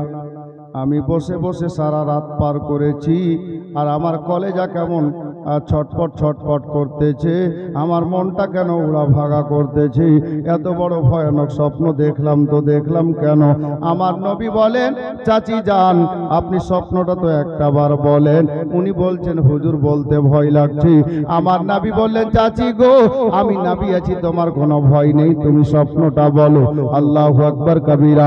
আমার উম্মে ফাজাল আমার বিশ্ব নবীকে বলছেন, ইয়া রাসূলুল্লাহ, আমি রাতের বেলায় বিছানায় ঘুমিয়েছিলাম নবী গো, আর স্বপ্নে দেখলাম আপনার পবিত্র শরীর থেকে এক টুকরা মাংসকে কেটে নিয়ে কেউ আমার আঁচলে দিয়ে দিল, আর আমি আঁচলে ওটাকে ধরে সিনায় লাগিয়ে নিলাম। এই স্বপ্নটা আমি দেখেছি। কেন এত ভয়ানক স্বপ্ন দেখলাম হুজুর? আমার উম্মে ফাজাল যেমন এই কথা বলেছেন, আমার মায়ার নবী মুচকি হাসি দিয়ে বলছেন, চাচি আপনার স্বপ্নটা ভয়ের কারণ নাই, আপনার স্বপ্নটা কোনো ভয়ের কারণ নাই। আমার বিশ্ব নবীকে চাচি যান জিজ্ঞাসা করলেন, বাবা ইয়া রাসূলুল্লাহ, একটা বার বলো না, এই ভয়ের কারণ নাই তার মানে এই স্বপ্নের অর্থটা কি আছে? আমার নবী বলছেন, চাচি গো, আমি নবী বলে দিচ্ছি, যদি আপনার স্বপ্নটা সত্যি হয়, বাস্তব হয়, তাহলে স্বপ্নের মানে হলো এটা যে আমার জান্নাত রানী বেটি ফাতেমার গর্ভ থেকে আবার অল্প দিনের মধ্যে একটা ছেলের জন্ম হবে। চাচি গো, আবার আমার একটা নাতির জন্ম হবে, আর ওই নাতিটাকে সর্বপ্রথম তুমি নিজের কোলে তুলে নেবে। তোমার স্বপ্নের মানে হলো এটা। বলে, যে স্বপ্নটা দেখেছো চাচি, স্বপ্নের মানে হলো এটা যে অল্প দিনের মধ্যে আবার আমার বেটি ফাতেমার গর্ভ থেকে একটা ছেলের জন্ম হবে, আর ওই ছেলেটাকে সর্বপ্রথম তুমি নিজের কোলে নেবে। এটাই হলো খবরের মানে, তাবির, স্বপ্নের অর্থ। উম্মে ফাজালের ভয় পালিয়ে গেল, কাঁপাটা বন্ধ হলো। চাচি কোনো ভয় নেই, বাড়ি যান। উনি বাড়ি গেলেন, বাড়ি গিয়ে নিজের জীবন যাপন আরম্ভ করলেন, সংসার আরম্ভ হলো আবার। বাস দেখতে দেখতে দেখতে দেখতে বাস কয়েকটা মাস কেটেই গেল। আর যেমনই কয়েকটা মাস কেটেছে, আমার নবীর দরবারে আচানক আবার একদিন খবর পৌঁছে গেল, ইয়া রাসূলুল্লাহ, আপনার আবার একটা নাতি হয়েছে, ফাতেমার গর্ভ থেকে আবার একটা ছেলে জন্ম হয়েছে। আমার নবী আবার তাশরিফ নিয়ে গেলেন ফাতেমার বাড়িতে, মাওলা আলী বাড়িতে বিরাজমান। আপনার কি বলে, দরজা খোলা হলো, বিশ্ব নবী পদার্পণ হলো। আমার নবীর চাচি এই যে উম্মে ফাজাল, কোন কাজ ক্ষেত্রে সেই দিন যেদিন মা ফাতেমার দ্বিতীয় ছেলে জন্ম নিচ্ছে, কোন কাজ ক্ষেত্রে উনি গিয়েছিলেন ফাতেমার বাড়িতে। আর যেমনই উম্মে ফাজাল ফাতেমার বাড়িতে গেছেন, আল্লাহর কি হুকুম, ওই টাইমে ফাতেমার পেট থেকে আবার একটা ছেলে জন্ম হয়ে গেল। উম্মে ফাজাল আর যেতে পারলেন না, উনি দাঁড়িয়ে গেলেন। আমার নবী যখন তাশরিফ নিয়ে গেলেন, তো উম্মে ফাজাল একটা রেশমি কাপড়ে করে আমার মা ফাতেমার দ্বিতীয় বেটাকে কোলে তুলে নিয়ে আমার নবীর সামনে হাজির। আমার নবী তখনই বলছেন, চাচি, কমাস আগে যে স্বপ্নটা আপনি দেখেছিলেন না, স্বপ্নের মানেটা আমি নবী বলে দিয়েছিলাম, সেটা আজ বাস্তবেই পূর্ণ হয়ে গেল। দেখলেন আপনি এখানে? বলে, বাবা আমি কোনো কাজ ক্ষেত্রে এখানে এসেছিলাম, আল্লাহ তাবারাক ওয়া তাআলা ওই টাইমে ফাতেমার পেট থেকে এই বাচ্চাটাকে দুনিয়ায় পাঠিয়েছেন, আমি সর্বপ্রথম কোলে নিয়েছি। স্বপ্নের মানেটা একদম কাটা কাটা মিলে গেল। আমার নবী সাল্লাল্লাহু আলাইহি ওয়াসাল্লামের হস্ত মোবারকে উম্মে ফাজাল আমার মা ফাতেমার দ্বিতীয় বেটাকে দিলেন। নবী আমার নিলেন, ডান কানে আযান, বাম কানে ইকামত। এখানে একটু আলাদা। আল্লাহর নবী সাল্লাল্লাহু আলাইহি ওয়াসাল্লাম, একজন কবি বলছেন, রাইটার বলছেন, নিজের থুতু মোবারক বের করে আঙ্গুল মোবারকে হযরতে মা ফাতেমার এই বেটার মুখে দিলেন। আর একজন লেখক বলছেন যে হযরতে নবী পাক মা ফাতেমার এই বেটাকে ডান কানে আযান, বাম কানে ইকামত দেওয়ার পরে নিজের জিহ্বা মোবারক বের করে, যেমন মা বাচ্চার মুখে নিজের ছাতি রাখে দুধ পান করার জন্য, ওই মতো হযরতে নবী পাক নিজের জিহ্বা মোবারক মা ফাতেমার বেটার জবানে রেখে দিলেন, মুখে রেখে দিলেন। আর যেমন বাচ্চা মায়ের স্তন পান করে, ওই মতো হযরতে মা ফাতেমার বেটা নবী পাকের জিহ্বা চুষতে আরম্ভ করেছেন। মুআজ্জাজ, এই হলো কথা। হযরতে মাওলা আলীকে আমার নবী আবারও জিজ্ঞেস করলেন, বাবা তোমার ছেলের নাম রেখেছো? বলে, হুজুর না, আপনি রাখবেন, আমি রাখিনি, আপনি রেখে দেন। আমার নবী সেদিনও বললেন যে, বাবারে আমি তোমার ছেলের নামটা ওই নামটাই রাখবো যেই নামটা আল্লাহ আমাকে রাখতে বলবেন। আল্লাহর হুকুম হলো, জিবরিল আবার এলেন, এসে আমার নবীকে পয়গাম দিলেন, ইয়া রাসূলুল্লাহ, ইয়া হাবিবাল্লাহ, নবী গো, আল্লাহর হুকুম হলো এটা যে হযরতে হারুন আলাইহিস সালামের দুটা ছেলে ছিল, ছোট ছেলের নামটা ছিল হযরতে সাব্বির। এটাও সুরিয়ানি ভাষা। সাব্বিরকে যদি আপনি আরবি ভাষায় বলেন তো হুসাইন হবে। তো আমার নবীকে বললেন, ইয়া রাসূলুল্লাহ, আপনার নাতির নামটা হুসাইন রেখে দেন, সাব্বির রেখে দেন। দিয়ে জিবরিল চলে গেলেন, আমার নবী নামটা রেখে দিলেন। 7 দিনে আকিকা হলো, আর মাথার চুল কেটে নিয়ে সম পরিমাণ চাঁদি ওজন করে ফকির মিসকিনের মধ্যে বিতরণ করা হলো। ইমাম হুসাইন 4th হিজরিতে শাবান মাসের 5 তারিখে, শাবান মাস মানে আগামী মাস, এটা রজব মাস চলছে, আরবি মাস রজব মাস চলছে, এর পরের মাসটাই হবে শাবান মাস। যেই মাসে আমরা হালুয়া রুটি করি ওই মাসটাকে শাবান মাস বলে, রোজার আগের মাস। শাবান মাসের 5 তারিখ 4 হিজরিতে মা ফাতেমার গর্ভ থেকে হযরতে মাওলা হুসাইন রাদিয়াল্লাহু তাআলা আনহুর শুভ আগমন, জন্ম হলো। এখন মাওলা আলীর আউরুস থেকে, মা ফাতেমার গর্ভ থেকে দুটো ছেলের জন্ম হলো, পরপর আরো 4টা ছেলে মেয়ে হয়েছে। তার মানে মা ফাতেমার মোট ছেলে মেয়ে হলো 6 জন, 3 জন ছেলে আর 3 জন মেয়ে। ছেলেদের মধ্যে 2 জনের নাম শুনে নিলেন, ইমাম হাসান, ইমাম হুসাইন রাদিয়াল্লাহু তাআলা আনহুমা। আর ছোট ছেলের নামটা হলো হযরতে ইমাম মুহসিন রাদিয়াল্লাহু তাআলা আনহু। আর মেয়েদের মধ্যে একটা মেয়ের নাম হলো হযরতে উম্মে কুলসুম, মা ফাতেমার মেয়ে।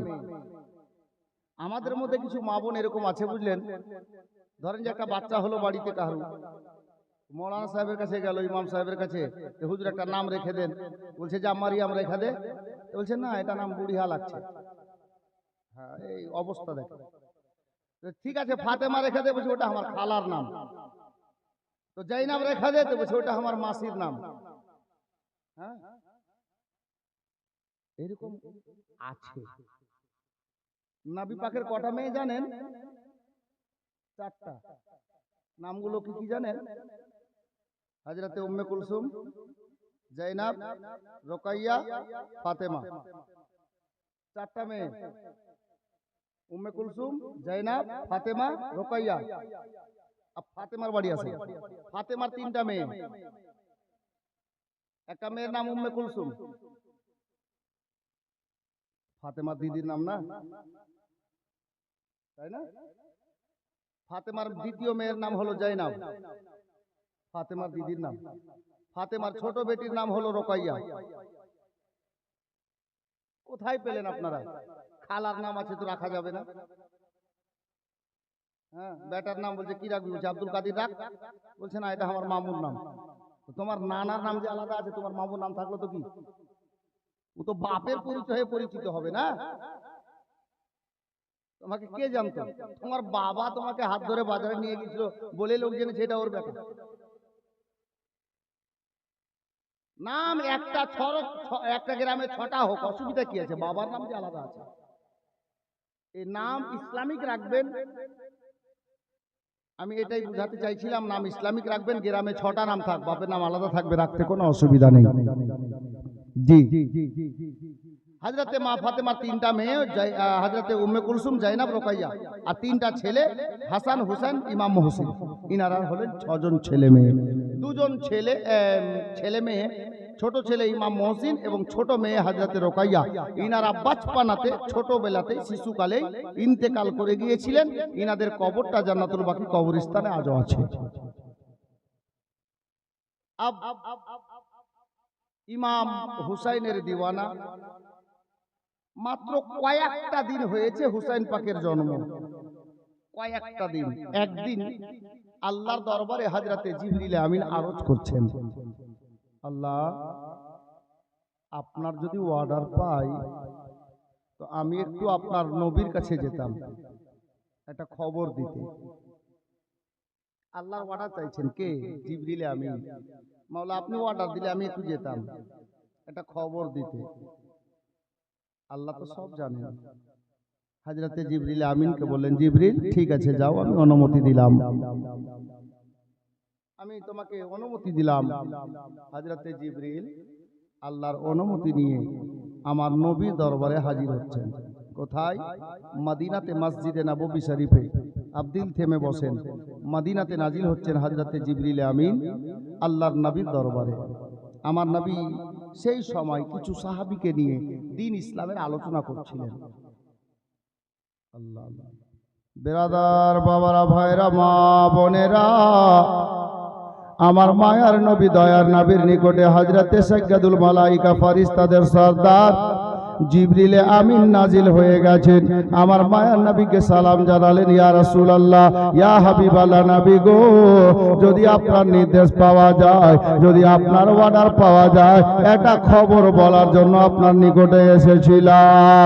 আমার আল্লাহর কাছে নির্দেশ নিয়ে এসেছি, আপনার হুকুম পেলে দুটা কথা বলি, একটা খবর দিতে এসেছি ইয়া রাসূলুল্লাহ। আমার মায়ার নবী বললেন, জিবরিল বলো রে, কি খবর নিয়ে এসেছো?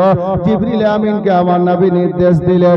আমার জিবরিল আমিন বলছেন, ইয়া রাসূলুল্লাহ, ইয়া হাবিবাল্লাহ নবী গো, আজকে কদিন আগে আপনার বেটি ফাতেমার গর্ভ থেকে আপনার একটা নাতির জন্ম হয়েছে, যেই নাতির নামটা আল্লাহর হুকুমে আপনি হুসাইন রেখেছেন। ইয়া রাসূলুল্লাহ, ইয়া হাবিবাল্লাহ নবী গো, আপনার ওই নাতি হুসাইনকে একদিন ইসলামের জন্য শহীদ হতে হবে, একদিন আপনার নাতিকে ইসলামের জন্য নিজের গলা কাটিয়ে দিতে হবে। ইয়া রাসূলুল্লাহ, আপনারই কালমা পড়নে वाला মুসলমান হবে, আপনারই উম্মতের মধ্যে একদল হবে যারা আপনার নাতি হুসাইনের হুলকুমে ছুরা চালাবে, তলোয়ার চালাবে, আপনার নাতি হুসাইনকে শহীদ করবে। আমার নবীর চেহারার রং পরিবর্তন হয়ে গেল, নবী গমগীন হয়ে গেলেন। বাবা, আমার বাবারা, ভাইরা, মা বোনেরা, আমার মায়ার নবীকে হযরতে জিবরিল আমিন বলেন, ইয়া রাসূলুল্লাহ, ইয়া হাবিবাল্লাহ নবী গো, আরো দুটা কথা বলি। কি কথা রে জিবরিল? বলে, ইয়া রাসূলুল্লাহ, আপনি যদি অর্ডার দেন, আপনি যদি নির্দেশ দেন, আমি একটা নমুনা নিয়ে এসেছি, আমি একটা নমুনা নিয়ে আপনার দরবারে হাজির আছি, আপনি যদি দেখতে চান আমি দিয়ে দিই। এ বেরাদার, আমার নবী বললেন, জিবরিল কি আছে দাও। হযরতে জিবরিল বলেন, ইয়া রাসূলুল্লাহ, ইয়া হাবিবাল্লাহ নবী গো, আপনার নাতি হুসাইনকে এ মদিনা একদিন ছাড়তে হবে, আর মদিনা ছেড়ে যেতে হবে ইরাকের সরজমিন কারবালা বলে একটা জায়গা আছে, ফুরাত নদী সংলগ্ন একটা ময়দান আছে, কারবালা জায়গাটার নাম। নবী গো, আপনার নাতি হুসাইনকে ওই কারবালার ময়দানে ইরাকের সরজমিনে ইসলামের জন্য গলা কাটাতে হবে, ইসলামের জন্য শহীদ হতে হবে। ইয়া রাসূলুল্লাহ, আপনার নাতি হুসাইনের নূরি বদনকে তারা ক্ষত বিক্ষত করে দেবে, তীরের আঘাতে, বল্লমের আঘাতে আপনার নাতি হুসাইনকে ওই কারবালার সরজমিনে বালির উপরে তারা ফেলে দেবে। ইয়া রাসূলুল্লাহ, যে জায়গাতে, যে মাটির উপরে, যে স্থানে আপনার নাতি হুসাইন জামে শাহাদাত বরণ করবেন, নবী গো, আমি জিবরিল ওই জায়গা থেকে এক মুষ্টি মাটি এনেছি। ইয়া রাসূলুল্লাহ, এই মাটিখানা আপনি নিয়ে নেন। আমার নবী বললেন, জিবরিল মাটি কি হবে? বলে, নবী গো, আপনার নাতি হুসাইন যেদিন মদিনা ছাড়বে, মদিনার সবাই যাবে না হুসাইনের সঙ্গে, যারা মদিনাতে থাকবে, এখনকার মতো তো আপনার কি বলে গুগলের যুগ ছিল না রে বাবা, মোবাইলের যুগ ছিল না, ইন্টারনেটের যুগ ছিল না, ফেসবুকের যুগ ছিল না। এ বেরাদার, আমার জিবরিল আমিন বলে, ইয়া রাসূলুল্লাহ, এই মাটিটা ওই কারবালার মাটি আছে, হুসাইন একা মদিনা থেকে যাবে, আহলো আয়ালকে সঙ্গে নিয়ে, কিছু দিওয়ানাকে সাথে নিয়ে, আপনার নাতি হুসাইন এর সঙ্গে মদিনার সবাই যাবে না, যারা মদিনাতে থাকবে তাদের মধ্যে মাটিটা রেখে দেবেন। ইয়া ইয়া রাসূলুল্লাহ, এই মদিনার বুকে যেই দিন দেখবেন ওই মাটিটা রক্তের মতো রূপ ধারণ করেছে, রক্তের মতো লাল হয়ে গেছে, নবী গো সেই দিন বুঝে নিতে হবে যে আপনার নাতি হুসাইন ওই কারবালার ময়দানে শহীদ হয়ে গেছে। মাটি নিয়ে এসছেন কারবালার সরজমিন থেকে। বলে হুজুর এই মাটিটা তুলে রাখেন, আর মদিনাতে যারা থাকবে এদের মধ্যে রাখবেন। এরা যখন মদিনায় দেখবে যে মাটিটা ঠিক যেমন রক্তকে দেখতে লাগে লাল, ওই মতো রক্তের মতো পূর্ণ আকার ধারণ করবে, লাল হয়ে যাবে, সেই দিন মদিনা থেকে বুঝে নিতে হবে যারা মদিনাতে থাকবে যে আজকে নবীর নাতি হুসাইন কারবালাতে শহীদ হয়ে গেছে। বাবা এই খবর বলে দিয়ে জিবরিল চলে গেলেন। আর জিবরিল চলে যাওয়ার পরে আমার নবী মসজিদে নববী শরীফের মধ্যে থেকে বাড়ির মধ্যে তাশরিফ নিয়ে যাচ্ছেন, বাড়ির মধ্যে তাশরিফ নিয়ে যাচ্ছেন। বাবা মা বোনেরা, আমাদের মধ্যে কিছু লোক আছে যারা বলে নবী ইলমে গায়ব জানেন না, নাউজুবিল্লাহ। এখান থেকে একটা প্রমাণ, জিবরিল বলে গেলেন মদিনাতে ওদের মধ্যে মাটিটা রাখা যাক যারা মদিনাতে থাকবে। এই মাটিটা মদিনাতে রক্তের মতো লাল হবে, সেই দিন বুঝে নিতে হবে আমার নবীর নাতি হুসাইন কারবালাতে শহীদ হয়ে গেছে। এটা কথা বলে গেলেন। কে বাঁচবে কে মরবে এটা কথা বলেননি জিবরিল। আমার মায়ার নবী মাটিটা নিয়ে বাড়ির মধ্যে গেলেন। বাড়ির মধ্যে গিয়ে বাবা আমার মা আয়েশাকে ডাক দিলেন না, হযরতে উম্মে হাবিবাকে ডাক দিলেন না, মারিয়াকে ডাক দিলেন না, মাইমুনাকে ডাক দিলেন না, বেরাদার হযরতে হাফসাকে ডাক দিলেন না। একজন নবীর অর্ধাঙ্গিনী, আমাদের সমস্ত মুমিন মুমিনাতের মা আম্মা জান উম্মে সালমাকে ডাক দিলেন। আমার নবী হুজরার মধ্যে বাড়ির মধ্যে প্রবেশ করে বাবা আমার মা উম্মে সালমাকে ডাক দিলেন, উম্মে সালমা। যেমনই উম্মে সালমা বলে ডাক দিয়েছেন আমার মায়ার নবীর অর্ধাঙ্গিনী জীবন সঙ্গিনী হযরতে মা উম্মে সালমা লাব্বাইক ইয়া রাসূলুল্লাহ বলে হুজরার মধ্যে থেকে বেরিয়ে নবীর সামনে দাঁড়িয়ে গেছেন। ইয়া রাসূলুল্লাহ আপনি আমাকে ডাক দিয়েছেন। হ্যাঁ বিবি তোমাকে ডাক দিয়েছি। আবার মায়ার নবীকে উম্মে সালমা বলেন, ইয়া রাসূলুল্লাহ আমার জন্য যা নির্দেশ আছে আপনি বলুন, আমি সেটাই অন্তর থেকে করব। আবার নবীর চেহারার রং পরিবর্তন দেখাচ্ছে বাবা, মনটা খারাপ দেখাচ্ছে। হযরতে উম্মে সালমাকে আমার মায়ার নবী ডাক দিয়ে বলেন, উম্মে সালমা রে এই নাও তুমি নিজের আঁচলে নিয়ে নাও, নিজের কাছে তুমি রেখে দাও। ইয়া রাসূলুল্লাহ কি নেব? আঁচলটা সামনে তুলেছেন বাবা। মা বোনেরা আমার বিশ্ব নবী নিজের মুষ্টিখানাকে হযরতে উম্মে সালমার আঁচলে আর যেমনই খুলেছেন বাবা, এক মুষ্টি মাটি উম্মে সালমার আঁচলে পড়ে গেল। উম্মে সালমা রাদিয়াল্লাহু তাআলা আনহা আমার মায়ের নবীকে ডাক দিয়ে বলেন, হুজুর বুঝলাম না, এটা মাটি আছে, মাটিটা আমি কি করব? এটা কোন মাটি আছে নবী গো? আমার মায়ার নবীর চোখের পানি থামে না রে বাবা, মায়ার নবীর চোখ দিয়ে ঝরঝর করে অশ্রু বের হচ্ছে। আবার মায়ার নবী বলেন, উম্মে সালমা রে, হে বিবি উম্মে সালমা এ মাটিটাকে যত্ন করে তুলে রাখ। এ মাটিটা কোন মাটি হুজুর?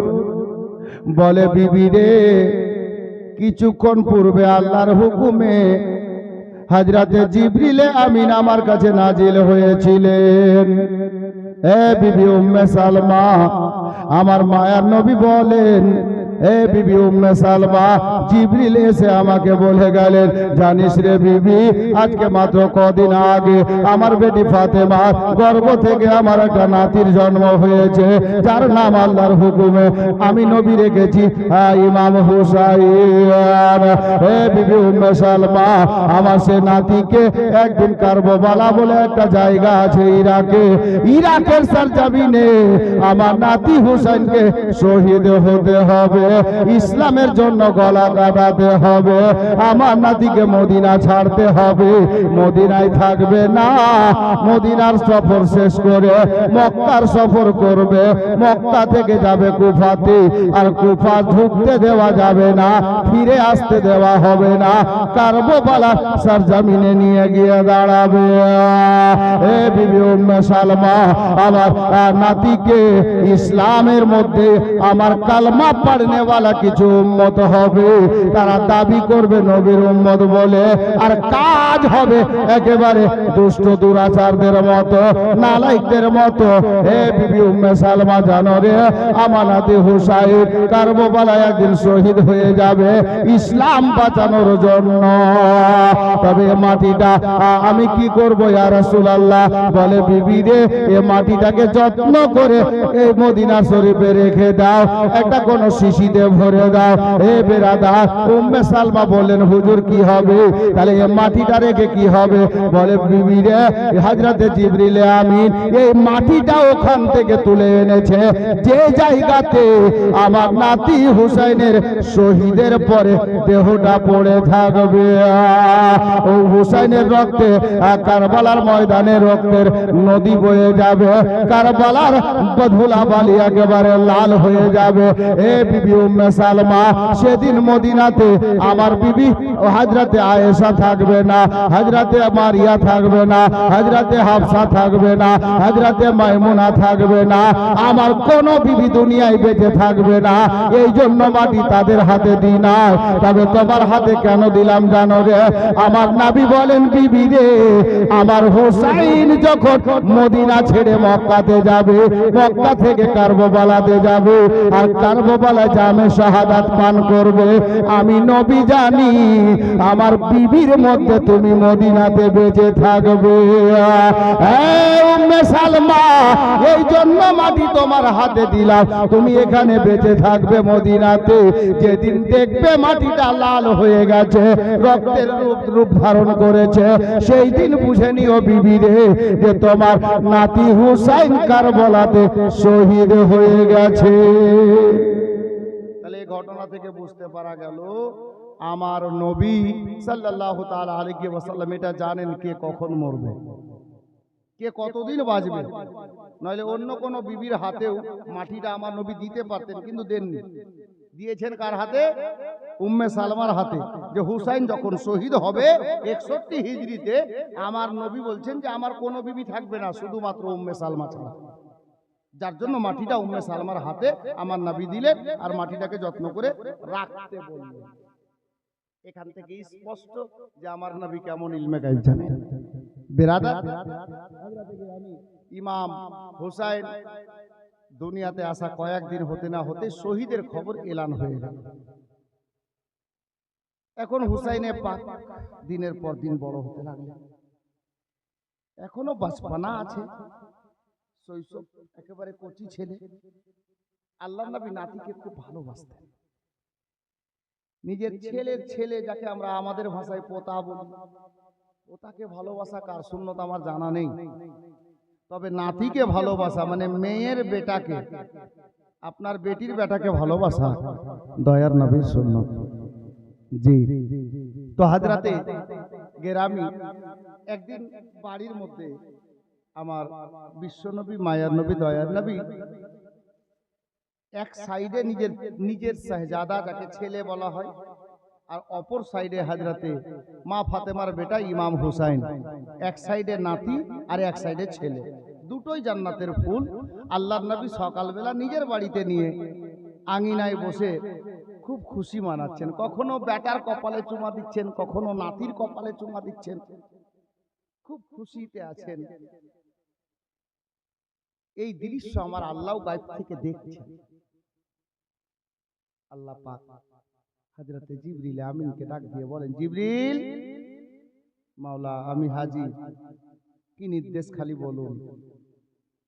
হযরতে জিবরিল বললেন, জিবরিলকে আমার আল্লাহ বললেন, জিবরিল রে, ওই দেখ মদিনাতে আমার নবী জান্নাতের দুটা ফুলকে নিজের কোলে নিয়ে বসে খুব খুশিতে আছেন, আনন্দে আছেন। এ জিবরিল, আমি আল্লাহ তোমাকে বলছি, শোনো, তুমি আমার বন্ধুর কাছে যাও আর বন্ধুকে গিয়ে বলো যে ইয়া রাসূলুল্লাহ, আপনার কোলে যে জান্নাতের দুটা ফুল আছে, একটা আপনি নিজের কাছে রাখেন আর আল্লাহ একটা ফিরিয়ে চাইছেন। একটা আপনি রাখেন আর একটা আল্লাহকে দিয়ে দেন, আল্লাহ ফিরিয়ে চাইছেন, ফেরত চাইছেন। আল্লাহ আল্লাহ। বাবারা, ভাইরা, মা বোনেরা, আমার জিবরিল আমিন নাজিল হলেন, নবীকে সালাম জানালেন। আমার মায়ার নবী সালাম কবুল করে নিয়ে জিবরিল আমিনকে বলেন, জিবরিল কি খবর? হযরতে জিবরিল আমিন বলেন, ইয়া রাসূলুল্লাহ, ইয়া হাবিবাল্লাহ, নবী গো, আল্লাহর পয়গাম নিয়ে হাজির হয়েছি। আমার আল্লাহ পাঠিয়েছেন, আপনার কোলে জান্নাতের দুটা ফুল আছে, একটা আপনার নিজের বেটা, অপরটা বেটির বেটা। আপনি দুটা জান্নাতের ফুলকে নিয়ে খুশিতে আছেন, আনন্দে আনন্দিত আছেন। ইয়া রাসূলুল্লাহ, আমার আল্লাহ বলে পাঠালেন, দুটা ফুলের মধ্যে একটা জান্নাতের ফুল আল্লাহ পাক নিজের কাছে ফিরিয়ে চাইলে আর একটা আল্লাহ ফেরত নিবেন। আমার বিশ্ব নবী বলে, রে জিবরিল, বলো তো আমি কোনটা ফুলকে ফেরত দিব? আল্লাহ কি বলে পাঠিয়েছেন? নিজের বেটাকে দিব না বেটির বেটাকে দেব? আল্লাহ কোনটা চাইছেন রে? জিবরিল বলেন, ইয়া রাসূলুল্লাহ, আমার আল্লাহ এটা বলে পাঠাননি কোনটা নিবেন, দুটার মধ্যে একটা চেয়েছেন। আমার বিশ্ব নবী তাজদারে মদিনা বললেন, এ জিবরিল, তুমি আল্লাহ পাকের নিকটে জানো, আল্লাহ যেটা চাইবে আমি নবী সেটাই দিয়ে দেব। হে বেরাদার, আমার জিবরিল আমিন আল্লাহকে জানতে চাইলেন, আল্লাহকে ডাক দিলেন, মাওলা, আপনি আপনার প্রিয় নবীর নিকটে আমাকে পাঠিয়েছেন, ইয়া রাব্বাল আলামিন, আপনার নবী এখন জানতে চাইছেন কোনটা ফুলকে আপনি নিজের দরবারে ফিরে নেবেন। নিজের বেটাকে নবীকে ফিরিয়ে দিতে হবে না বেটির বেটাকে ফিরিয়ে দিতে হবে? কোনটা আপনি চাইছেন এটা তো আমাকে বলে পাঠাননি। আল্লাহ দয়া করে বলে দেন, আপনার হাবিবুল্লাহ পয়গম্বর আমার নিকটে জানতে চেয়েছেন। হে বেরাদার, যিনারা জ্ঞানী মানুষ জানেন, মুসলমানদের পূর্ববর্তী কিবলা ছিল বাইতুল মুকাদ্দাস, ফিলিস্তিন বা ইসরাইল, এতে অবস্থিত বাইতুল মুকাদ্দাস, মসজিদে আকসা। ওই বাইতুল মুকাদ্দাসের দিকে মুখ করে সবাই নামাজ আদায় করতেন, কিন্তু বাবা বাইতুল মুকাদ্দাস পরিবর্তন হয়ে কাবা ঘর কিবলা হয়েছে কখন? আমার নবীর চাওয়াতে, আমার নবীর চাওয়াতে। এ বেরাদার, যার জন্য বহুদিন পূর্বে বাবা একটা শায়ের লিখেছিলেন, কি জানেন? कि अपने महबूब से ए खुदा ने कहा, आसमां की तरफ देखना यूं तेरा। अपने महबूब से यूं खुदा ने कहा, आसमां की तरफ देखना यूं तेरा। तू जो चाहे तो किबला बदल जाएगा, तू जो चाहे तो किबला बदल जाएगा। जो है तेरी रजा ओ है मेरी रजा। मुस्तफा मुस्तफा मुस्तफा मुस्तफा मुस्तफा मुस्तफा। আল্লাহ পাক বলছেন, জিবরিল, আমার নবী যেটাতে খুশি হবে, আমার নবী যেটা ফিরিয়ে দেবেন, আমি আল্লাহ সেটাই কবুল করে নেব। যাও আমার মাহবুবকে এটাই বলে দাও। আমার জিবরিল আমিন আমার মায়ার নবীকে বললেন, ইয়া রাসূলুল্লাহ, ইয়া হাবিবাল্লাহ, নবী গো, আমার আল্লাহ এটাই বললেন, আপনি যেটা ফুলকে ফিরিয়ে দেবেন ওটাই আমার আল্লাহ নিজের দরবারে কবুল করে নেবেন। শুধু একটা ফিরিয়ে দেন, একটা রেখে নেন। আমার নবী বললেন, এ জিবরিল যাও, আমি নবী তোমাকে বলে দিলাম রে, আমি নিজের বেটাকে ফিরিয়ে দিলাম, বেটির বেটা নাতিকে রেখে নিলাম। বলে দিলেন আল্লাহ পাকের দরবারে। হযরতে জিবরিল আমিন পেশ করে দিলেন, বাবা এ বাক্যকে, এ বেরাদার মা বোনেরা, বাবারা, ভাইরা গো, এখন কথা হলো দুটা ফুলের মধ্যে একটা নিজের বেটাকে দিয়ে দিলেন নবী আমার, বেটির বেটাকে বাঁচালেন। তার কারণ হলো দুটা। দুদিক দিয়ে ভাবতে পারেন আপনি। কি কারণ জানেন বাবা? একটা কারণ হলো এটা, রাইটার এরকম করেও লিখেছেন, আমার নবী চিন্তা করলেন যদি আমি নিজের বেটাকে রেখে বেটির বেটাকে দিয়ে দিই তাহলে কি হবে? আমি নবী কাঁদব, আমার সাহাবীরা কাঁদবে, আমার আল্লাহর ফেরেশতারা কাঁদবে, জমিন আসমান কাঁদবে, আমার আলী কাঁদবে, আর সব থেকে বড় কথা হলো আমার বেটি ফাতেমা কাঁদবে। আমার নবী বলেন, এই জগতের লোকেরা শোনো গো, আমি সবার কান্না সইতে পেরে যাব, একটা মায়ের এতিমের কান্না সইতে পারবো না। আমার ফাতেমা যে 7 বছর বয়সে মাকে হারিয়েছেন গো, আমার ফাতেমাকে আমার মায়ের নবী খুব ভালোবাসেন বাবা, নিজের জান্নাত রানী বেটিকে। আমার ফাতেমার কান্না আমার নবী বরদাস্ত করতে পারেন না। এ বেরাদার, দ্বিতীয় নম্বর কথা হলো এটা, পয়েন্ট হলো এটা, কিতাব লেখক লিখেছেন, ওগো পরওয়ারদিগারে আলম, আজকে যদি আমি নিজের বেটাকে রেখে বেটির বেটাকে দিয়ে দিই তাহলে একদিন আমারই কালমা পড়নেওয়ালা যারা, এদের মধ্যে একটা দল হবে, আর আমার এই ইসলাম ধর্মের প্রতি তারা হানা দেবে। তো যদি আমি বেটির বেটাকে দিয়ে দিই তাহলে আমার ইসলাম ধর্ম দ্বিতীয়বার জিন্দা করবে কে? যার জন্য আমার ইমাম হুসাইনকে রেখে নিলেন, যে নবীর নাতি হুসাইন, এ আমার লাগতে জিগার, ফাতেমার নূরে নজর, এই হুসাইন একদিন ইসলামকে জিন্দা করবে। যার জন্য হুসাইনকে রেখে নিলেন আর নিজের বেটাকে আল্লাহকে ফিরিয়ে দিলেন। বাবা হযরতে ইব্রাহিম তিনার নাম, উনি ইন্তেকাল করে কবরে তাশরিফ নিয়ে গেলেন, কয়েকদিনের মধ্যে উনি ইন্তেকাল করে গিয়েছিলেন। সকলে পড়ি ইন্না লিল্লাহি ওয়া ইন্না ইলাইহি রাজিউন। বিরাদরানে ইসলাম, হযরতে গিরামি, এই করে সময় অতিবাহিত হতে লাগলো। এখন বাচপানার কয়েকটা কথা আর আমরা শুনবো। তার পূর্বে দুটি ছন্দ আমি আমার প্রিয় মুর্শিদ হুজুর সৈয়দি সরকার মাসরুর মিয়া কালিমি আলাইহির রহমার সামনে, মাত্র দুটি ছন্দ, বেশি নয়, কারণ আমি শুরু থেকে মানকাবা তো পড়েছি গরিব নওয়াজের সামনে, ওনার সামনে পড়া হয়নি, মাত্র দুটা লাইন পড়বো, তারপর ইনশাআল্লাহ তাআলা আমার জীবনী আরম্ভ করে দেব।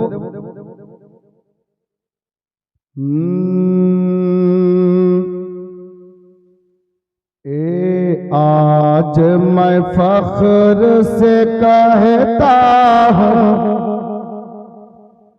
मैं मसरूर का दीवाना हूँ।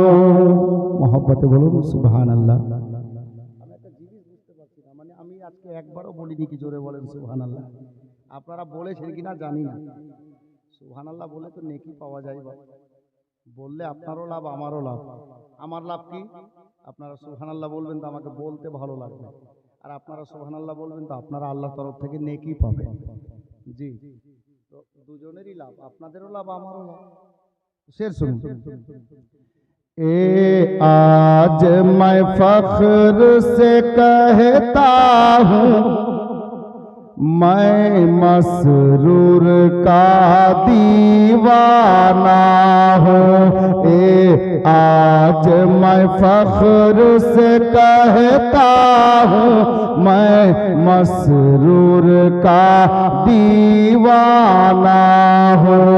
ए आज मैं फख्र से कहता हूँ मैं मसरूर का दीवाना हूँ। मैं किस्मत पे इतराता हूँ, मैं किस्मत पे इतराता हूँ। मैं मसरूर का दीवाना हूँ, मैं किस्मत पे इतराता हूँ। मैं मसरूर का दीवाना हूँ। अब गरीब नवाजेर दीवाना एक शेर गरीब नवाजेर शाने सुनुन।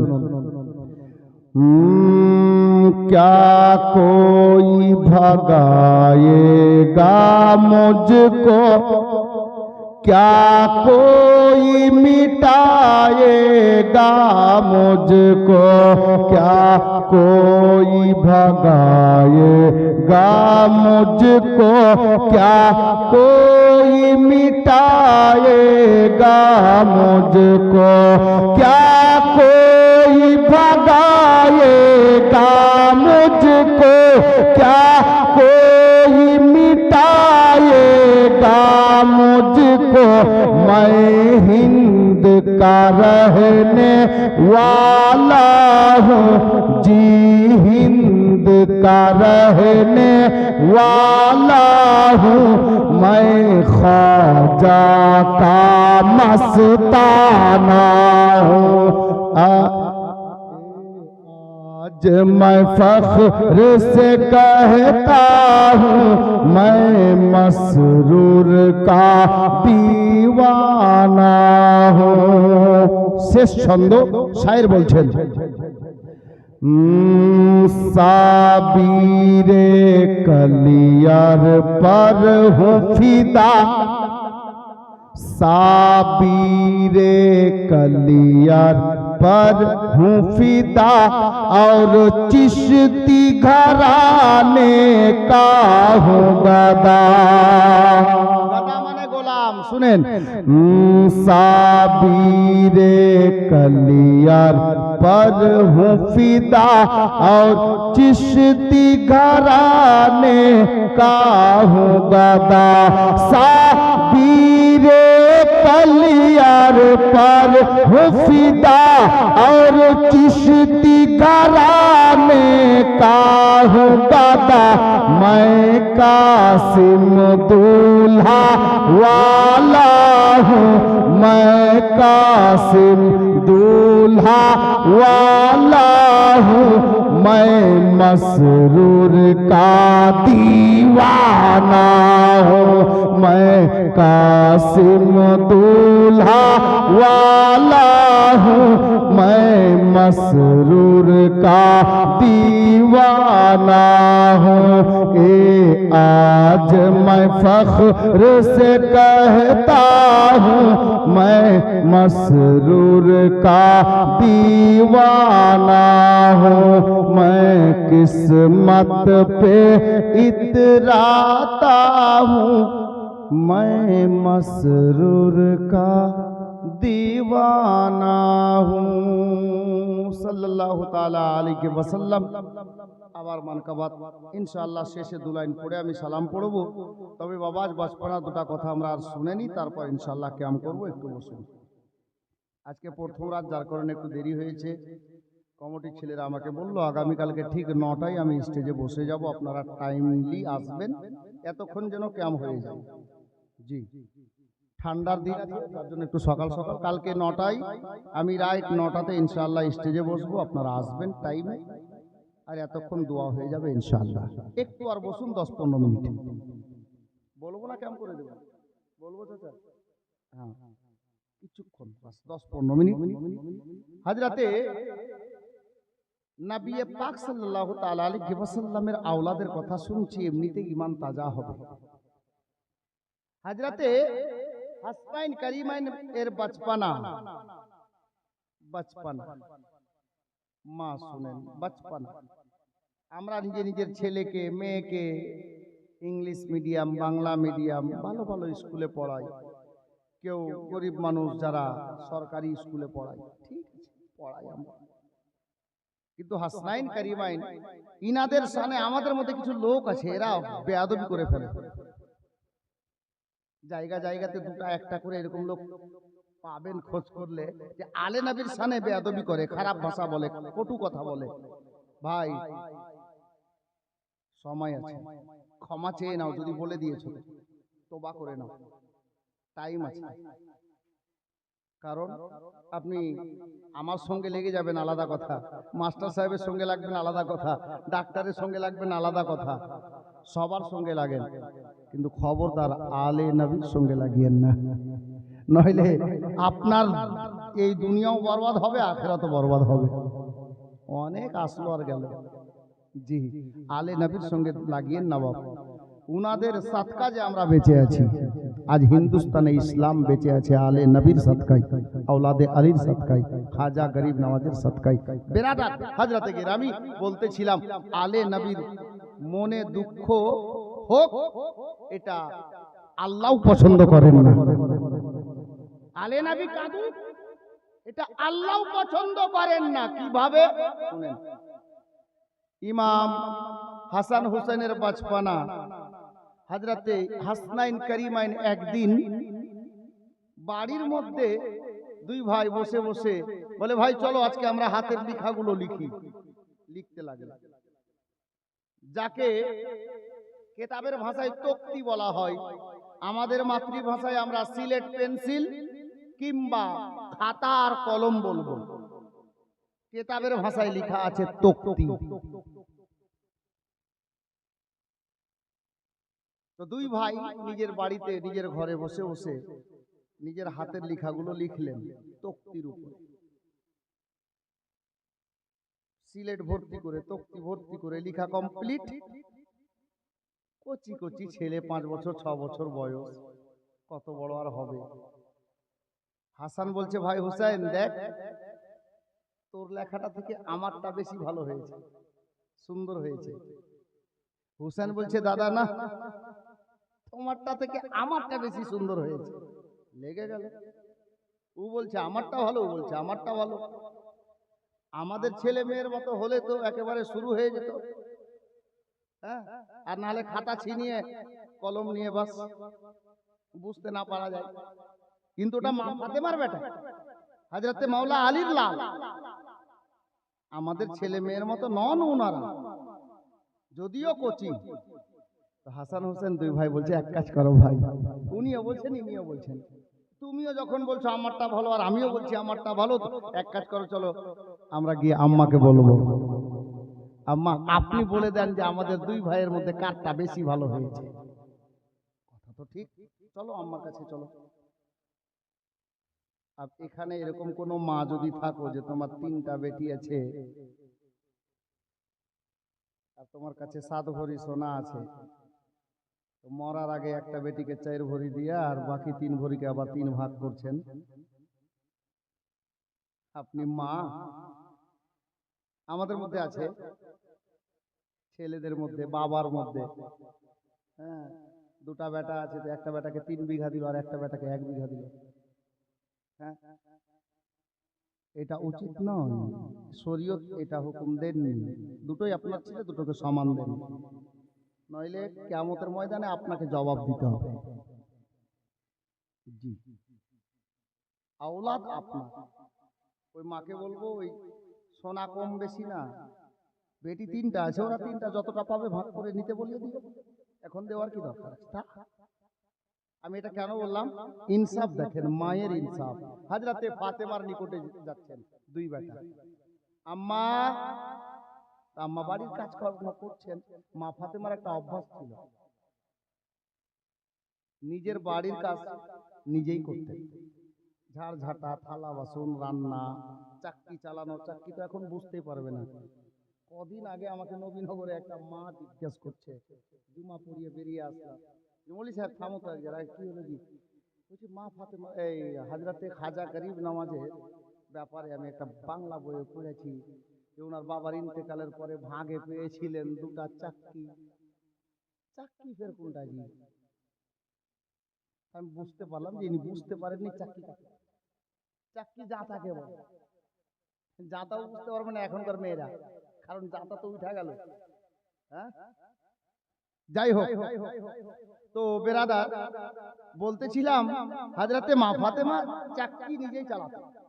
গম ভাঙতেন, জব ভাঙতেন, ভেঙে আটা তৈরি করতেন নিজের হাতে। কিন্তু আমাদের মা বোনরাও তো বাড়ির কাজ করে, করে না? করে, এরাও ভালো, কিন্তু একটা জায়গাতে একটু কালো। কোথায় জানেন?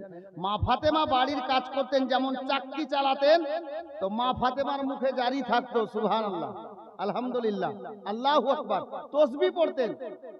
পার্থক্য এখানে আছে, আমাদের মাও কাজ করার সময় ওরাও মুখে কিছু বলে, যেটা আমি বলতে পারছি না। এরা কি বলে? কি বলে জি ভাই? এরা বুঝে গেছে যে এরা কি বলে। সুবহানাল্লাহ। রাজাকে বলিও না ওই গ্যাস জামাই হলো,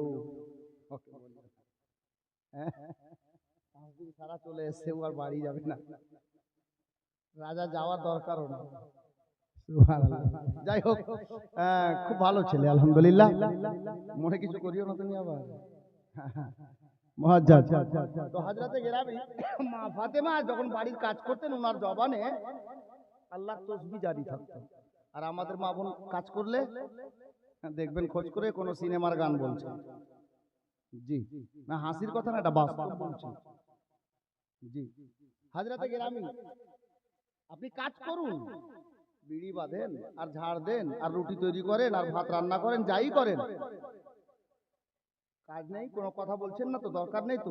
আপনি যদি মুখে কোরআন পাক আছে, দু চারটা সূরা জানো, ওটাই পড়ো, সওয়াব পাবা, আর খানাতে বরকত বেশি হবে।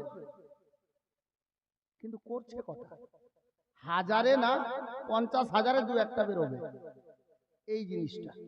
যাক, সাবজেক্ট ওটা নেই, আমি বোঝাতে চাইছি ফাতেমা বাড়ির কাজ করছিলেন। কি হলো লালামার, কি হলো রে, আমাকে ডাকছিস কেন? বলে মা দেখেন না। মা বলছে আমি কাজ করছি। কি হলো বল? তো মা যে ঘরে কাজ করছে ওই ঘরে দরজায় গিয়ে দাঁড়িয়ে গেল।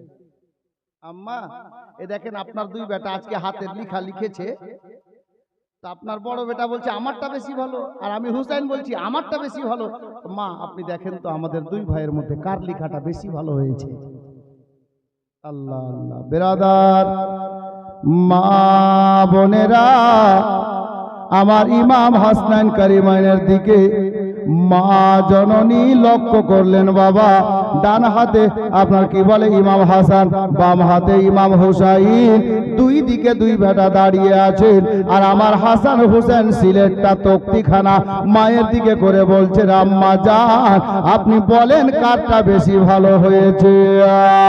হযরতে ফাতেমা চিন্তায় পড়ে গেলেন। আল্লাহ একবার লেখার দিকে তাকাচ্ছে, একবার বেটার দিকে তাকাচ্ছে, আর মা ফাতেমা চিন্তায় পড়ে গেছেন। আল্লাহ হাসান আমার বড় বেটা, হুসাইন আমার ছোট বেটা, যদি হাসানের লেখা ভালো বলি হুসাইনের মনে দুঃখ হবে, হুসাইন কাঁদবে, আর হুসাইনের ভালো বললে হাসানের মনে দুঃখ হবে, হাসান কাঁদবে।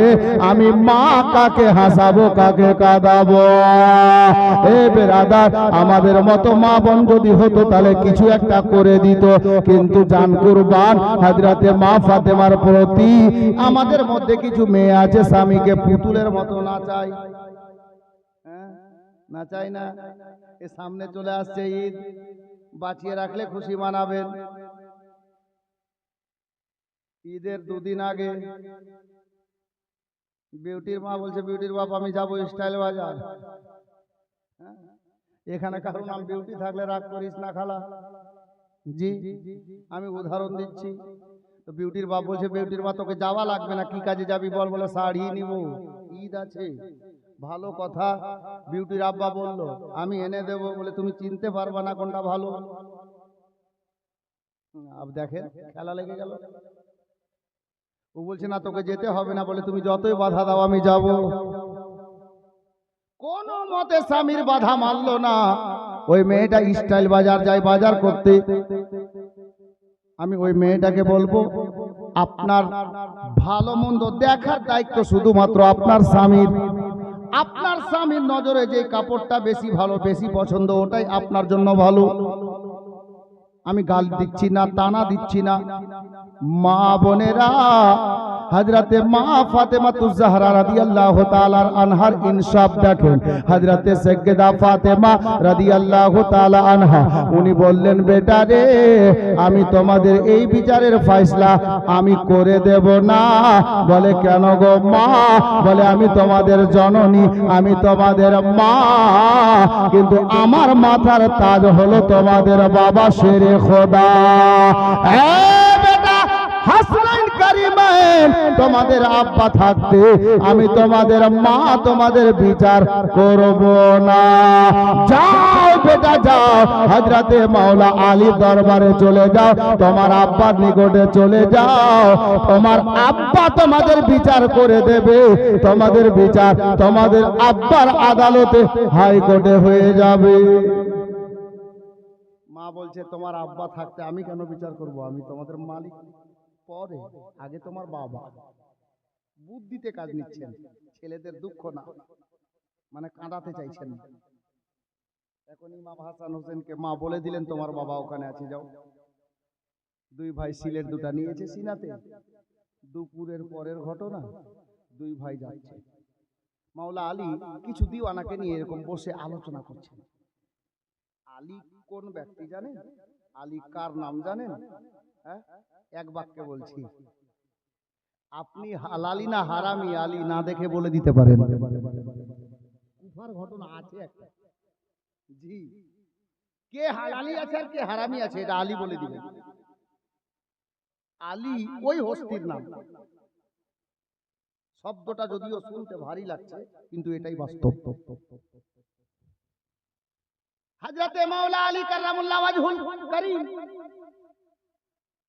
কিছু লোককে নিয়ে বসে আলোচনা করছেন, নবী দিওয়ানাদেরকে নিয়ে। দেখছেন হঠাৎ করে হাসনাইন কারিমাইন চলে আসছে। আলোচনা বন্ধ, আলোচনা বন্ধ। আলী দেখছেন দুই বেটা এদিকেই আসছে। আলী দাঁড়ালেন, দুই বেটাকে কোলে জড়ালেন, কপালে চুমা দিলেন। বাবা, কি খবর? বলে, আব্বা জান। এখন লোকগুলো দেখছে, আব্বা জান, আজকে আপনার দুই বেটা ঘরের মধ্যে বসে হাতের লেখা লিখেছে। আপনার বেটা হাসান বলছে আমারটা বেশি ভালো, আমি হুসেন বলছি আমারটা বেশি ভালো। তো কি হলো রে বাবা?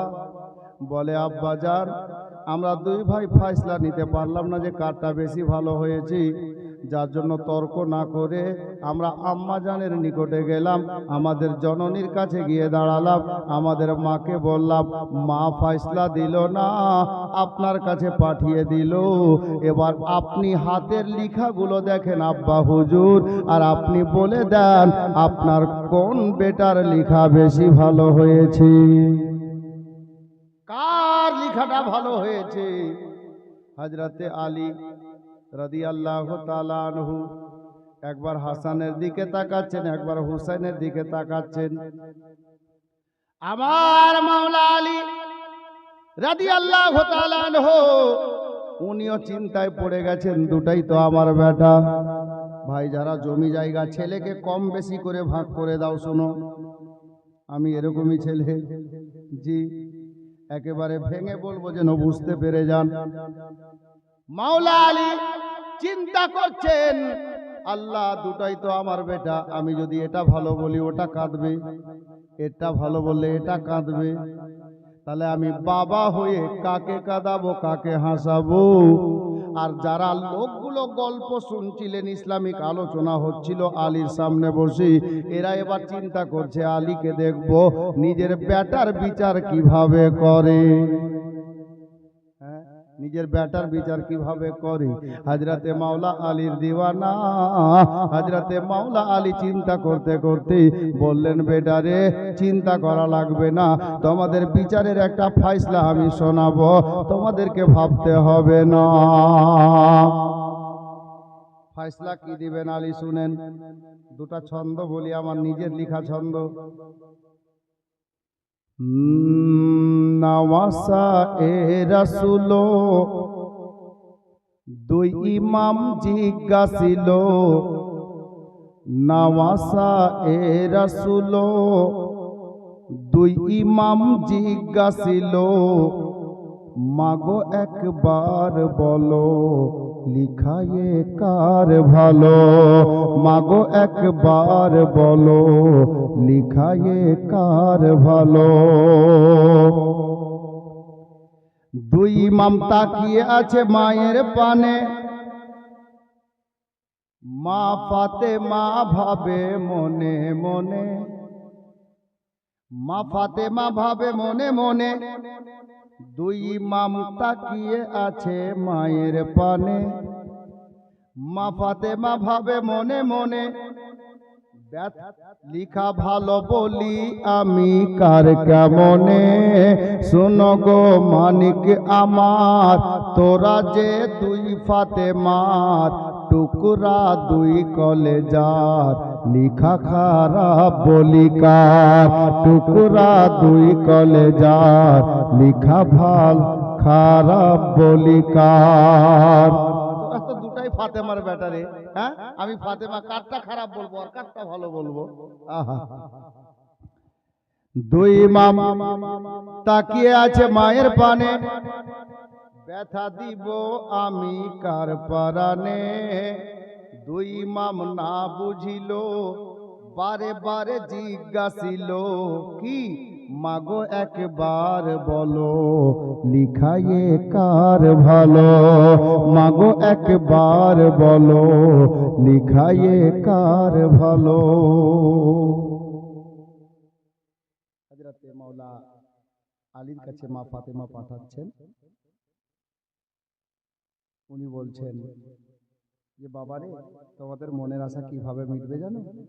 এই বিচারের ফয়সালা কিভাবে হবে? তো মা ফাতেমা বলেছিলেন, বাবা হাসনান করিমান শোনো, মিটাতে মনের আশা আছে মুশকিল কুশা, মিটাতে মনের আশা আছে মুশকিল কুশা।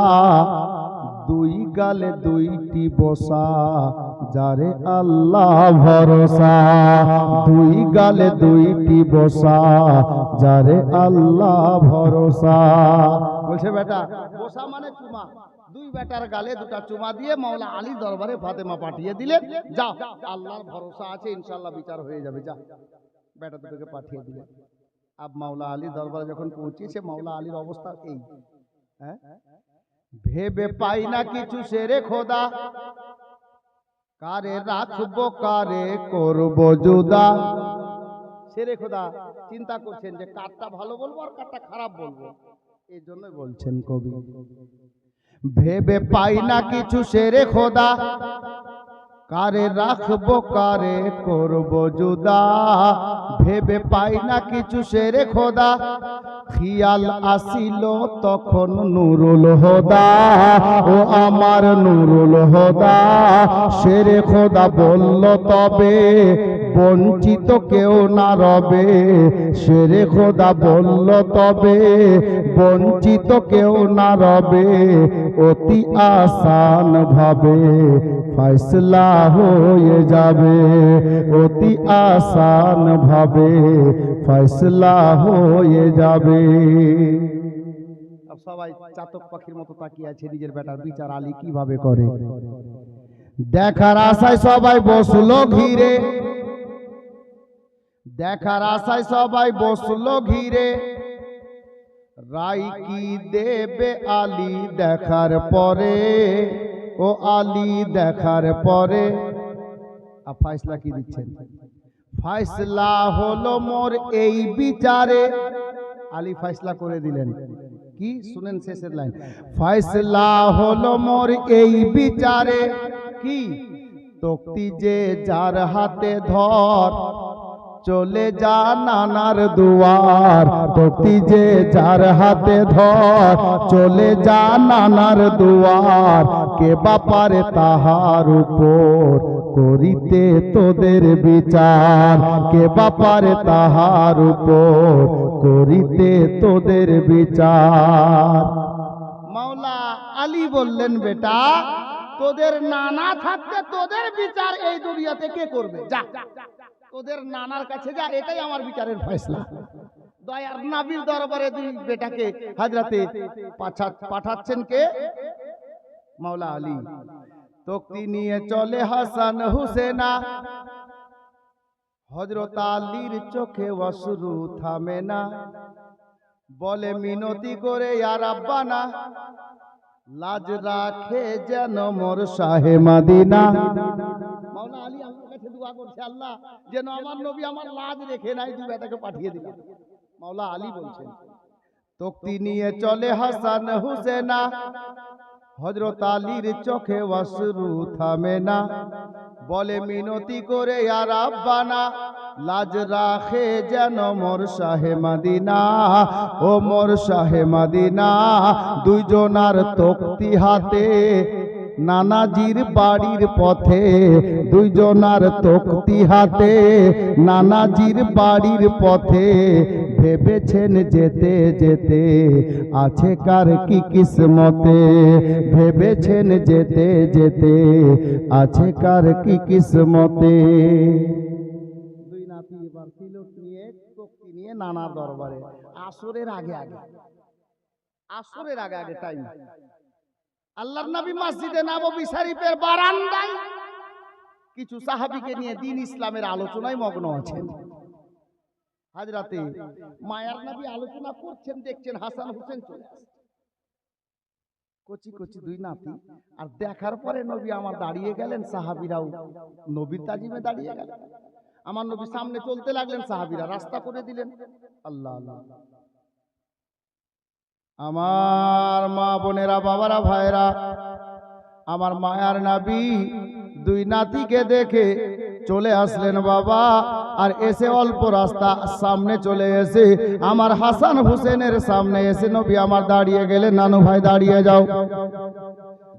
কি উদ্দেশ্যে এই টাইমে তোমরা আমার নিকটে, আমার কাছে তোমরা আসবে? এ খবরটা তোমরা যদি আমি নবীকে করে দিতে রে ভাই, আমি নবী তোমাদের জন্য সাওয়ারি পাঠিয়ে দিতাম। এ বেরাদার, বাবারা, ভাইরা, আমার মায়ার নবী বললেন, নানু ভাই যখন চলে এসেছো আর দেরি করিও না। আমার মায়ার নবী নিজের হাঁটু মোবারককে ভেঙে নিচে বসে গেলেন মাটিতে, আর দুই নাতির সিলেট দুটাকে নিজের হস্ত মোবারকে নিলেন, আর দুই নাতিকে বললেন, এ আমার নানু ভাই আর দেরি করিও না, আর কষ্ট করিও না, আমার চুল মোবারককে ধরে নাও, আর দুই ভাই আমি নবীর ঘাড়ে তোমরা চেপে যাও। এ বেরাদার, এই জন্য লিখেছিলাম কি জানেন? নওয়াসা এ রাসূল,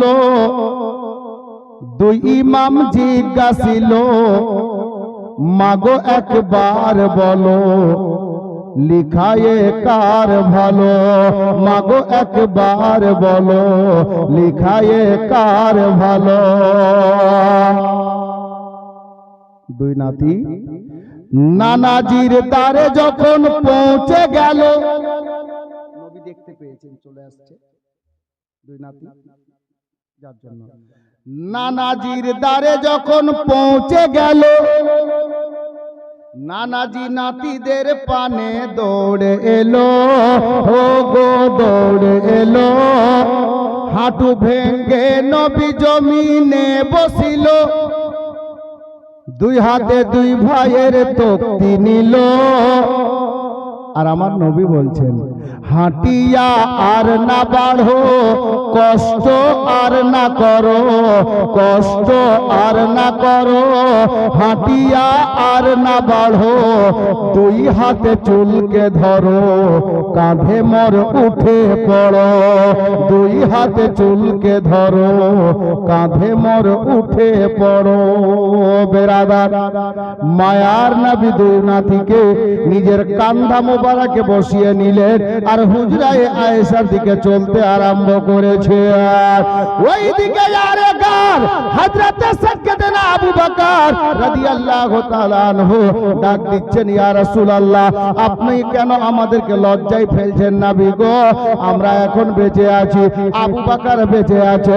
ইয়া রাসূলুল্লাহ, ইয়া হাবিবাল্লাহ, আপনি দয়া করে আপনার নাতিদেরকে আমি আবু বকরকে দিয়ে দেন, আমি ঘাড়ে করে মাথায় বসিয়ে হুজরায় পৌঁছে দেব। এ বেরাদার, আমার মায়ার নবী সাল্লাল্লাহু তাআলা আলাইহি ওয়াসাল্লাম বলেন, না আবু বকর না রে, আমি নবী এদেরকে নিজের ঘাড়ে বসিয়েছি। এ বেরাদার, তারা বলল, সাহাবীরা বললেন, এ বিশ্বের মুসলমানেরা, সাহাবীরা বলতেছেন, আল্লাহু আকবার কবীরা, দেখো হাসান হুসেনকে দেখো কত সুন্দর সাওয়ারি পেয়েছে। বাবারা, যারা আলে নবীর দুশমন আছো তারা কান খুলে শুনো, আমার নবী আলে নবীর শানকে উঁচু করেছেন কিভাবে সাহাবীদের মধ্যে রে বাবা। আল্লাহর প্রিয় নবী সাল্লাল্লাহু তাআলা আলাইহি ওয়াসাল্লামের পবিত্র কর্ণ মোবারকে ওই শব্দটা এসে পৌঁছে গেল। সাহাবীরা বললেন, ইমাম হাসান হুসেনকে দেখো কত সুন্দর সাওয়ারি পেয়েছে। সাওয়ারি গাড়িকে বলা হয় বাবা। বাবারা, ভাইরা, আমার হাসান হুসেনের নানা কালী কামলি ওয়ালে আকা তাজদারে মদিনা সাল্লাল্লাহু তাআলা আলাইহি ওয়াসাল্লাম উনি বলছেন, সাহাবীরা রে, তোমরা শুধু গাড়ি দেখিও না, সাওয়ারি দেখিও না, ওই গাড়ির প্যাসেঞ্জারকেও লক্ষ্য করো। যেমন আজমাতওয়ালা প্যাসেঞ্জার হয়, তেমন আজমাতওয়ালা আলিশান গাড়ি হয়। প্রধানমন্ত্রীকে বলিয়েন তো যে টোটোতে চল আমাদের দাঁড়িয়াপুর যাবে, দেশের প্রধানমন্ত্রী। হ্যাঁ, সুবহানাল্লাহ। আর আপনি মুর্শিদাবাদের কোন বক্তাকে নিয়ে আসবেন, কালিয়াচকে নাম লোকে, হুজুর চলেন টোটোতে, চল ভালো বাতাস লাগবে। আমি বলতে এটাই চাইছি বাপ, যদিও উদাহরণটা উচিত হলো না দেওয়া, বুঝার ক্ষেত্রে চট করে বলে দিলাম, যে যেমন ক্যাটাগরির লোক হয় তেমন ক্যাটাগরির গাড়ি হয়। নইলে দেখবেন কদিন পরে কাটরা যাবে। ট্রেনে তো এলাও নেই, কিন্তু এলাও যখন ছিল তখনকার কথা বলছি। কিভাবে যেতেন? ট্রেনে যেতেন। দেখতেন দারিয়াপুরেরই মানুষ, একটা মানুষকে দেখলাম, হাজী সাহেব গেলেন, আপনার কি বলে ফার্স্ট টায়ার A1, টিকিটের মূল্য 3500। এবার মাস্টার সাহেবকে দেখলাম, উনি গেলেন B1, মানে 2200। আর একজনকে দেখলাম B3, মানে 1500। একজনকে দেখলাম স্লিপার কোচ, মাত্র 700। আর একটা লোককে দেখলাম, লোকটা খেটে খায় কোনো মতো ভাবে, কিন্তু উরুসে যায়। ওকে দেখেন গেল কাটরা, ট্রেন ওটাই, ওর বগি হলো পিছন দিকে। ওর খরচ কত? বলে 360। ট্রেন একটাই, মানুষ সবটাই দাঁড়িয়াপুরে, গেল একই জায়গাতে কাটরা। কেন চেঞ্জ হলো বগি? ওই হাজী সাহেব ভালো কোয়ালিটির লোক, ওর কোয়ালিটি, আপনার সিট ওই কোচেই আছে। আমি বুঝাতে এটাই চাইছি, যে যেমন কোয়ালিটির হয় তার গাড়ি ওই ধরনের হয়। অনুরূপ ইমাম হাসনাইন কারিমাইন আলে নবী আওলাদে আলী, সাহাবীরা বললেন, ইয়া রাসূলুল্লাহ, আমরা নিয়ে যাই ঘরে। বলে, না বাবা, আমি নবীকেই নিয়ে যেতে দাও। হযরতে গেরামি সাহাবীরা বললেন, ইমাম হাসান হোসেনের কিসমত এত সুন্দর গাড়ি পেয়েছে। তো হযরতে গেরামি নবী পাক বললেন, এই সাহাবীরা, তোমরা শুধু গাড়ি দেখিও না, প্যাসেঞ্জারও দেখো। যেমন গাড়ি তেমন প্যাসেঞ্জার। নানা নবীদের সর্দার তো নাতি জান্নাতি জওয়ানদের সর্দার,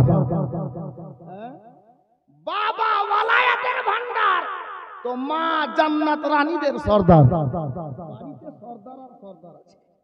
বেরাদার, হযরতে হাসনাইন কারিমাইনকে নিয়ে হুজরায়ে আয়েশায় ঢুকলেন। কে? আমার নবী। হুজরায়ে আয়েশায়, হুজরায়ে আয়েশা কোনটা ছিল? বর্তমানে যেখানে আমার নবী আরাম করছেন, যেই গুম্বাদে খাজরার নিচে, ওখানে ওখানে ঢুকলেন, ঢুকে দুই ভাইকে ঘাট থেকে নামালেন, সিলেটটা রাখলেন, আর যেমনই রেখেছেন ওদিকে বেলাল মসজিদে নববীর মিনারে দাঁড়িয়ে আজান করে দিলেন। আসরের টাইম হয়ে গেল। আমার নবী বলছেন, নানু ভাই কথা পরে হবে, চলো আগে আল্লাহর ইবাদত সেরে নি, আগে নামাজ আদায় করে নি, তারপর কথা হবে। সোজা মেম্বারে মেহরাবে রাসূলে আমার নবী তাশরিফ নিয়ে গেলেন। ওখানে যাওয়ার পর আল্লাহর নবী সাল্লাল্লাহু আলাইহি সাল্লাম নামাজ আদায় করলেন, সাহাবীরাও আদায় করলেন। আর ঠিক নামাজ আদায় করার পরে মায়ার নবী মসজিদে নববীর বারান্দা হয়ে গেট হয়ে চলে গেলেন মসজিদে নববীর আঙিনায়। আঙিনাটা কোনটা ছিল? হাজী সাহেব যারা দেখেছেন, অনেকে দেখেছেন চিনেন না, আসহাবে সুফফাকে ছেড়ে দিয়ে একটু আগে যাবেন, মসজিদে নববী 1400 বছর আগের যেটা রিয়াজুল জান্নাহ, জান্নাতের কিয়ারি, নবী পাকের রওজা লেগে, এই মসজিদটার পিছন সাইডটা চতুর্দিকে ছাদ, আর মাঝখানে 6টা ছাতা আছে, গুনতি করে 6টা পিলার, যে ছাতাগুলো আপনারা দেখছেন ফেসবুকে, আপনার গুগলে, তো ওই ছাতাগুলো আছে মাঝখানে 6টা। ওটা চিহ্ন রাখা আছে যে 1400 বছর আগে এটাই ছিল মসজিদে নববীর আঙিনা।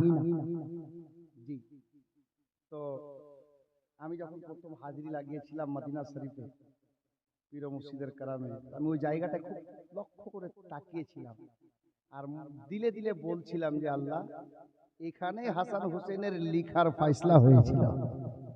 তবে এই জায়গা না ওই জায়গা বলতে পারছি না, তবে এইটুকুর মধ্যে জায়গাগুলো খালি নজরে ভাসছিল। বেরাদার হযরতে গিরামি নবী পাক সাল্লাল্লাহু তাআলা আলাইহি ওয়াসাল্লাম ওই আঙ্গিনায় তাশরিফ নিয়ে গেলেন। দুই ভাই সামনে, নানা নাতিদেরকে ডাক দিয়ে বলছে, নানু ভাই বলো তো কি উদ্দেশ্যে আমার এখানে এখন এই টাইমে? বলে, না না একটু দাঁড়ান, আসছি। দুই ভাই লাগালেন দৌড়। কোথায়? মা আয়েশার হুজরায়, নানি জানের হুজরায়, ওই যে সিলেট রাখা আছে, সিলেট দুটো নিয়ে আসলো, নিয়ে এসে নানাকে দিল। হুজুর এই ব্যাপার, পূর্ণ ঘটনা বললেন। আমি দুটা ছন্দে শেষ করছি। নওয়াসা এ রাসূল, দুই ইমাম জিজ্ঞাসিল, মাগো একবার বলো লিখায়ে কার ভালো, মাগো একবার বলো লিখায়ে কার ভালো। এবার নবীকে দুই নাতি কি বলছিলেন? ইয়া রাসূলুল্লাহ, আম্মা জান না বলিল, আব্বা জান পাঠিয়ে দিল, আম্মা জান না বলিল, আব্বা জান পাঠিয়ে দিল, নানা এবার তুমি বলো লিখায়ে কার ভালো, নানা এবার তুমি বলো লিখায়ে কার ভালো। আমার নবীও দেখে চিন্তায় পড়ে গেলেন। একই অবস্থা, বাপ মায়ের মতোই অবস্থা, উনি দয়ার নবী, যার জন্য এটা সায়েন্সের ভাষা। শুনুন, নবী চিন্তা করছেন কোনটা ভালো বলি কোনটা খারাপ। এটা ভালো বললে ও কাঁদবে, ওরটা ভালো বললে এ কাঁদবে। আমি রাহমাতুল লিল আলামিন, কাকে হাসাবো কাকে কাঁদাবো? তাই নবী বলছেন, যদি কয় এটা ভালো ওটাও নয়তো কালো, মানে খারাপ, এটা বোঝানো গেছে সায়েন্সের ভাষায়। যদি কয় এটা ভালো ওটাও নয়তো কালো, যদি কয় ওটা ভালো এটাও নয়তো কালো, ফাঁদে এমন ফেলিল বলা মুশকিল হলো, ফাঁদে এমন ফেলিল বলা মুশকিল হলো। আমার আল্লাহ গায়েব থেকে আওয়াজ লাগালেন, জিবরিল দেরি করিস না, ওই দেখ আমার হাবিবুল্লাহ পয়গম্বর, যার মহব্বতে আমি আল্লাহ সারা দুনিয়াকে সৃষ্টি করেছি। আমার বন্ধু চিন্তায় পড়ে গেছে, আমি আল্লাহ আমার বন্ধুকে চিন্তায় থাকতে দেব না রে। যা জিবরিল যা যা, তাড়াতাড়ি যা রে, আমি তোকে বলে দিলাম এই কাজটা কর, আমার বন্ধুকে গিয়ে বল আমার বন্ধু যেন চিন্তা না করে, আমার বন্ধুর নাতি দুটার বিচার আমি আল্লাহ নিজেই করে দেব। বাবারা, হযরতে জিবরিল আমিনকে আমার আল্লাহ বলে পাঠালেন। জিবরিলকে বললেন, বললেন জিবরিল যাও জান্নাতের মধ্যে যাও, জান্নাত থেকে একখানা আপেল নাও, যাকে সেব বলা হয়। একজন রাইটার লিখেছিলেন বেদানার ব্যাপারে, বেশিরভাগ রাইটার সেবের কথা লিখেছেন, আপেলের কথা লিখেছেন, কিন্তু যিনি বেদানা লিখেছিলেন আনার বা ডালিম যাকে বলে, ওটাও ঘটনা একই বুঝাতে চেয়েছেন, আল্লাহ বেশি জানেন। তবে সেবের ব্যাপারে অনেকটা কিতাবে লেখা আছে বাবা। হাজরাতে জিবরিলে আমিন জান্নাতে গেলেন, একটা আপেল নিলেন, একটা সেব নিলেন, আর ওই সেবটা নিয়ে দুনিয়াতে নাজিল হলেন মদিনাতে। আমার নবীকে বলেন, ইয়া রাসূলুল্লাহ, ইয়া হাবিবাল্লাহ, আপনি চিন্তা করবেন না, আপনার নাতি দুটোর বিচার আমার আল্লাহ স্বয়ং করে দেবে, এই কাজটা আপনি করে দেন। এ বেরাদার, দুই সাইডে দুই জায়গাতে দুই ভাইয়ের তক্তি রেখে দেওয়া হলো, সিলেট দুটা রেখে দেওয়া হলো, আর তারপরে মায়ার নবী মাঝখানে দাঁড়িয়ে গেলেন, ওই আপেল খানাকে আসমানের দিকে চালিয়ে দিলেন। আল্লাহ পাক পরওয়ারদিগার গায়েব থেকে আওয়াজ দান করলেন, জিবরিল দেরি করিস না রে, যা জান্নাতি অস্ত্র নে, জান্নাতি যন্ত্র নে। আর আমার বন্ধু আপেল খানা আসমানের দিকে ছুড়ে দিয়েছে, উপরে আপেল খানাকে ধরে নে, আর আপেলটাকে সমান ভাগে দুই ভাগে ভাগ করে দে, দুই ভাগে বিভক্ত করে দিয়ে ওই দুইটা সিলেটে ছেড়ে দে। এ বেরাদার, আমার মায়ার নবীকে বলে গেছেন জিবরিল, ইয়া রাসূলুল্লাহ, ইয়া হাবিবাল্লাহ, নবী গো, আল্লাহর হুকুম হলো এটা, আপেলটা চালাবেন, উপর থেকে আপেল নিচে আসবে। যেই সিলেটে আপনার কি বলে দুই সিলেটে ভাগ হয়ে পড়বে, যেই সিলেটে সব থেকে বেশি পড়বে, যার বংশে বেশি পড়বে তার লেখাটা হবে বেশি ভালো, এটাই আল্লাহ বলে পাঠিয়েছেন। আল্লাহু আকবার কবীরা। বুঝতে পারা কি যাচ্ছে? এবার দেখুন, হাজরাতে গেরামি সিলেটে দুটো আপেলের অংশ নেমে এলো, একটা আপেল দুদিকে আপনার বিভক্ত হয়ে পড়ে গেছে, দুই ভাগ হয়ে দুটো সিলেটে। এ বেরাদার, আমার নবী বললেন, নানু ভাই, তোমরা নিজের সিলেটের আপেলটা তুলে নাও, আর দেখো দেখো কার অংশে বেশি এসেছে, কার অংশে কম এসেছে, দেখে নাও। যার অংশে বেশি এসেছে তার লেখাটা হবে বেশি ভালো, আর যার অংশে কম এসেছে তার লেখাটা হবে কম ভালো। এ বেরাদার, দুই ভাই সিলেট থেকে আপেলটা তুললেন, দেখা গেল, হিসাব করা গেল, মেপে দেখা গেল, এক কথাই বলি, দুই ভাইয়ের সিলেটে যে আপেলটা পড়েছে বাবা, এক চুল পরিমাণে কম বেশি হলো না, দুই ভাইয়ের অংশটাই সমান হয়ে গেল। ইমাম হাসান হোসেনের দিওয়ানারা শোনো গো, বুঝতে পারা গেল এই বিচারটা করে দিলেন আল্লাহ। আর আল্লাহ এটাই বুঝিয়ে দিল জগৎবাসীরা, রে বাপও চাইলো না, মাও চাইলো না হাসান হোসেনের চোখে পানি আসুক, আমার নবীও চাইলো না যে আমার নাতিরা কাঁদুক, আমার আল্লাহও চাইছেন না যে আমার ইমাম হাসান হোসেনের চোখে যেন পানি না আসে। দুই ভাইয়ের লেখায় সমান হয়ে গেল। আমার নবী বললেন, নানু ভাই, এটাই ফয়সালা হলো তোমাদের লেখার, কাহারও লেখা খারাপ হয়নি, তোমাদের দুই ভাইয়ের লেখায় সমান হয়েছে। আল্লাহ জি, যারা আলে নবীর মনে দুঃখ দেওয়া কথা বলো, চিন্তা করো, আল্লাহ চাইছেন না যে আলে নবীদের মনে দুঃখ হোক, ওনারা কাঁদুক বা চোখে পানি আসুক, এটা আল্লাহ পছন্দ করছেন না। ইমাম হাসান হোসেনের ঘটনা থেকে স্পষ্ট বুঝতে পারা যাচ্ছে, কারণ ইনারা দুইজন আলে নবী আওলাদে আলী। বেরাদার, যাই হোক, আর আগে নিয়ে যাচ্ছি না, কালকে ইমাম হাসানের শাহাদাত যেভাবে হোক আমি ইনশাআল্লাহ বয়ান করব। বড় ভাইয়ের শাহাদাত কালকে 10 মিনিট আমি শুরুয়াতে বাচপানার দু চারটা কথা শুনিয়ে তারপর ইনশাআল্লাহ তাআলা, রাত তো অনেকটা হয়ে গেছে, আর শুধু রাত জাগলে তো হবে না, আবার ফজরের নামাজ খেয়াল রাখতে হবে। জি বাবা, ভাই, মা, বোন, আগামীকাল ঠিক 9টায় আমি স্টেজ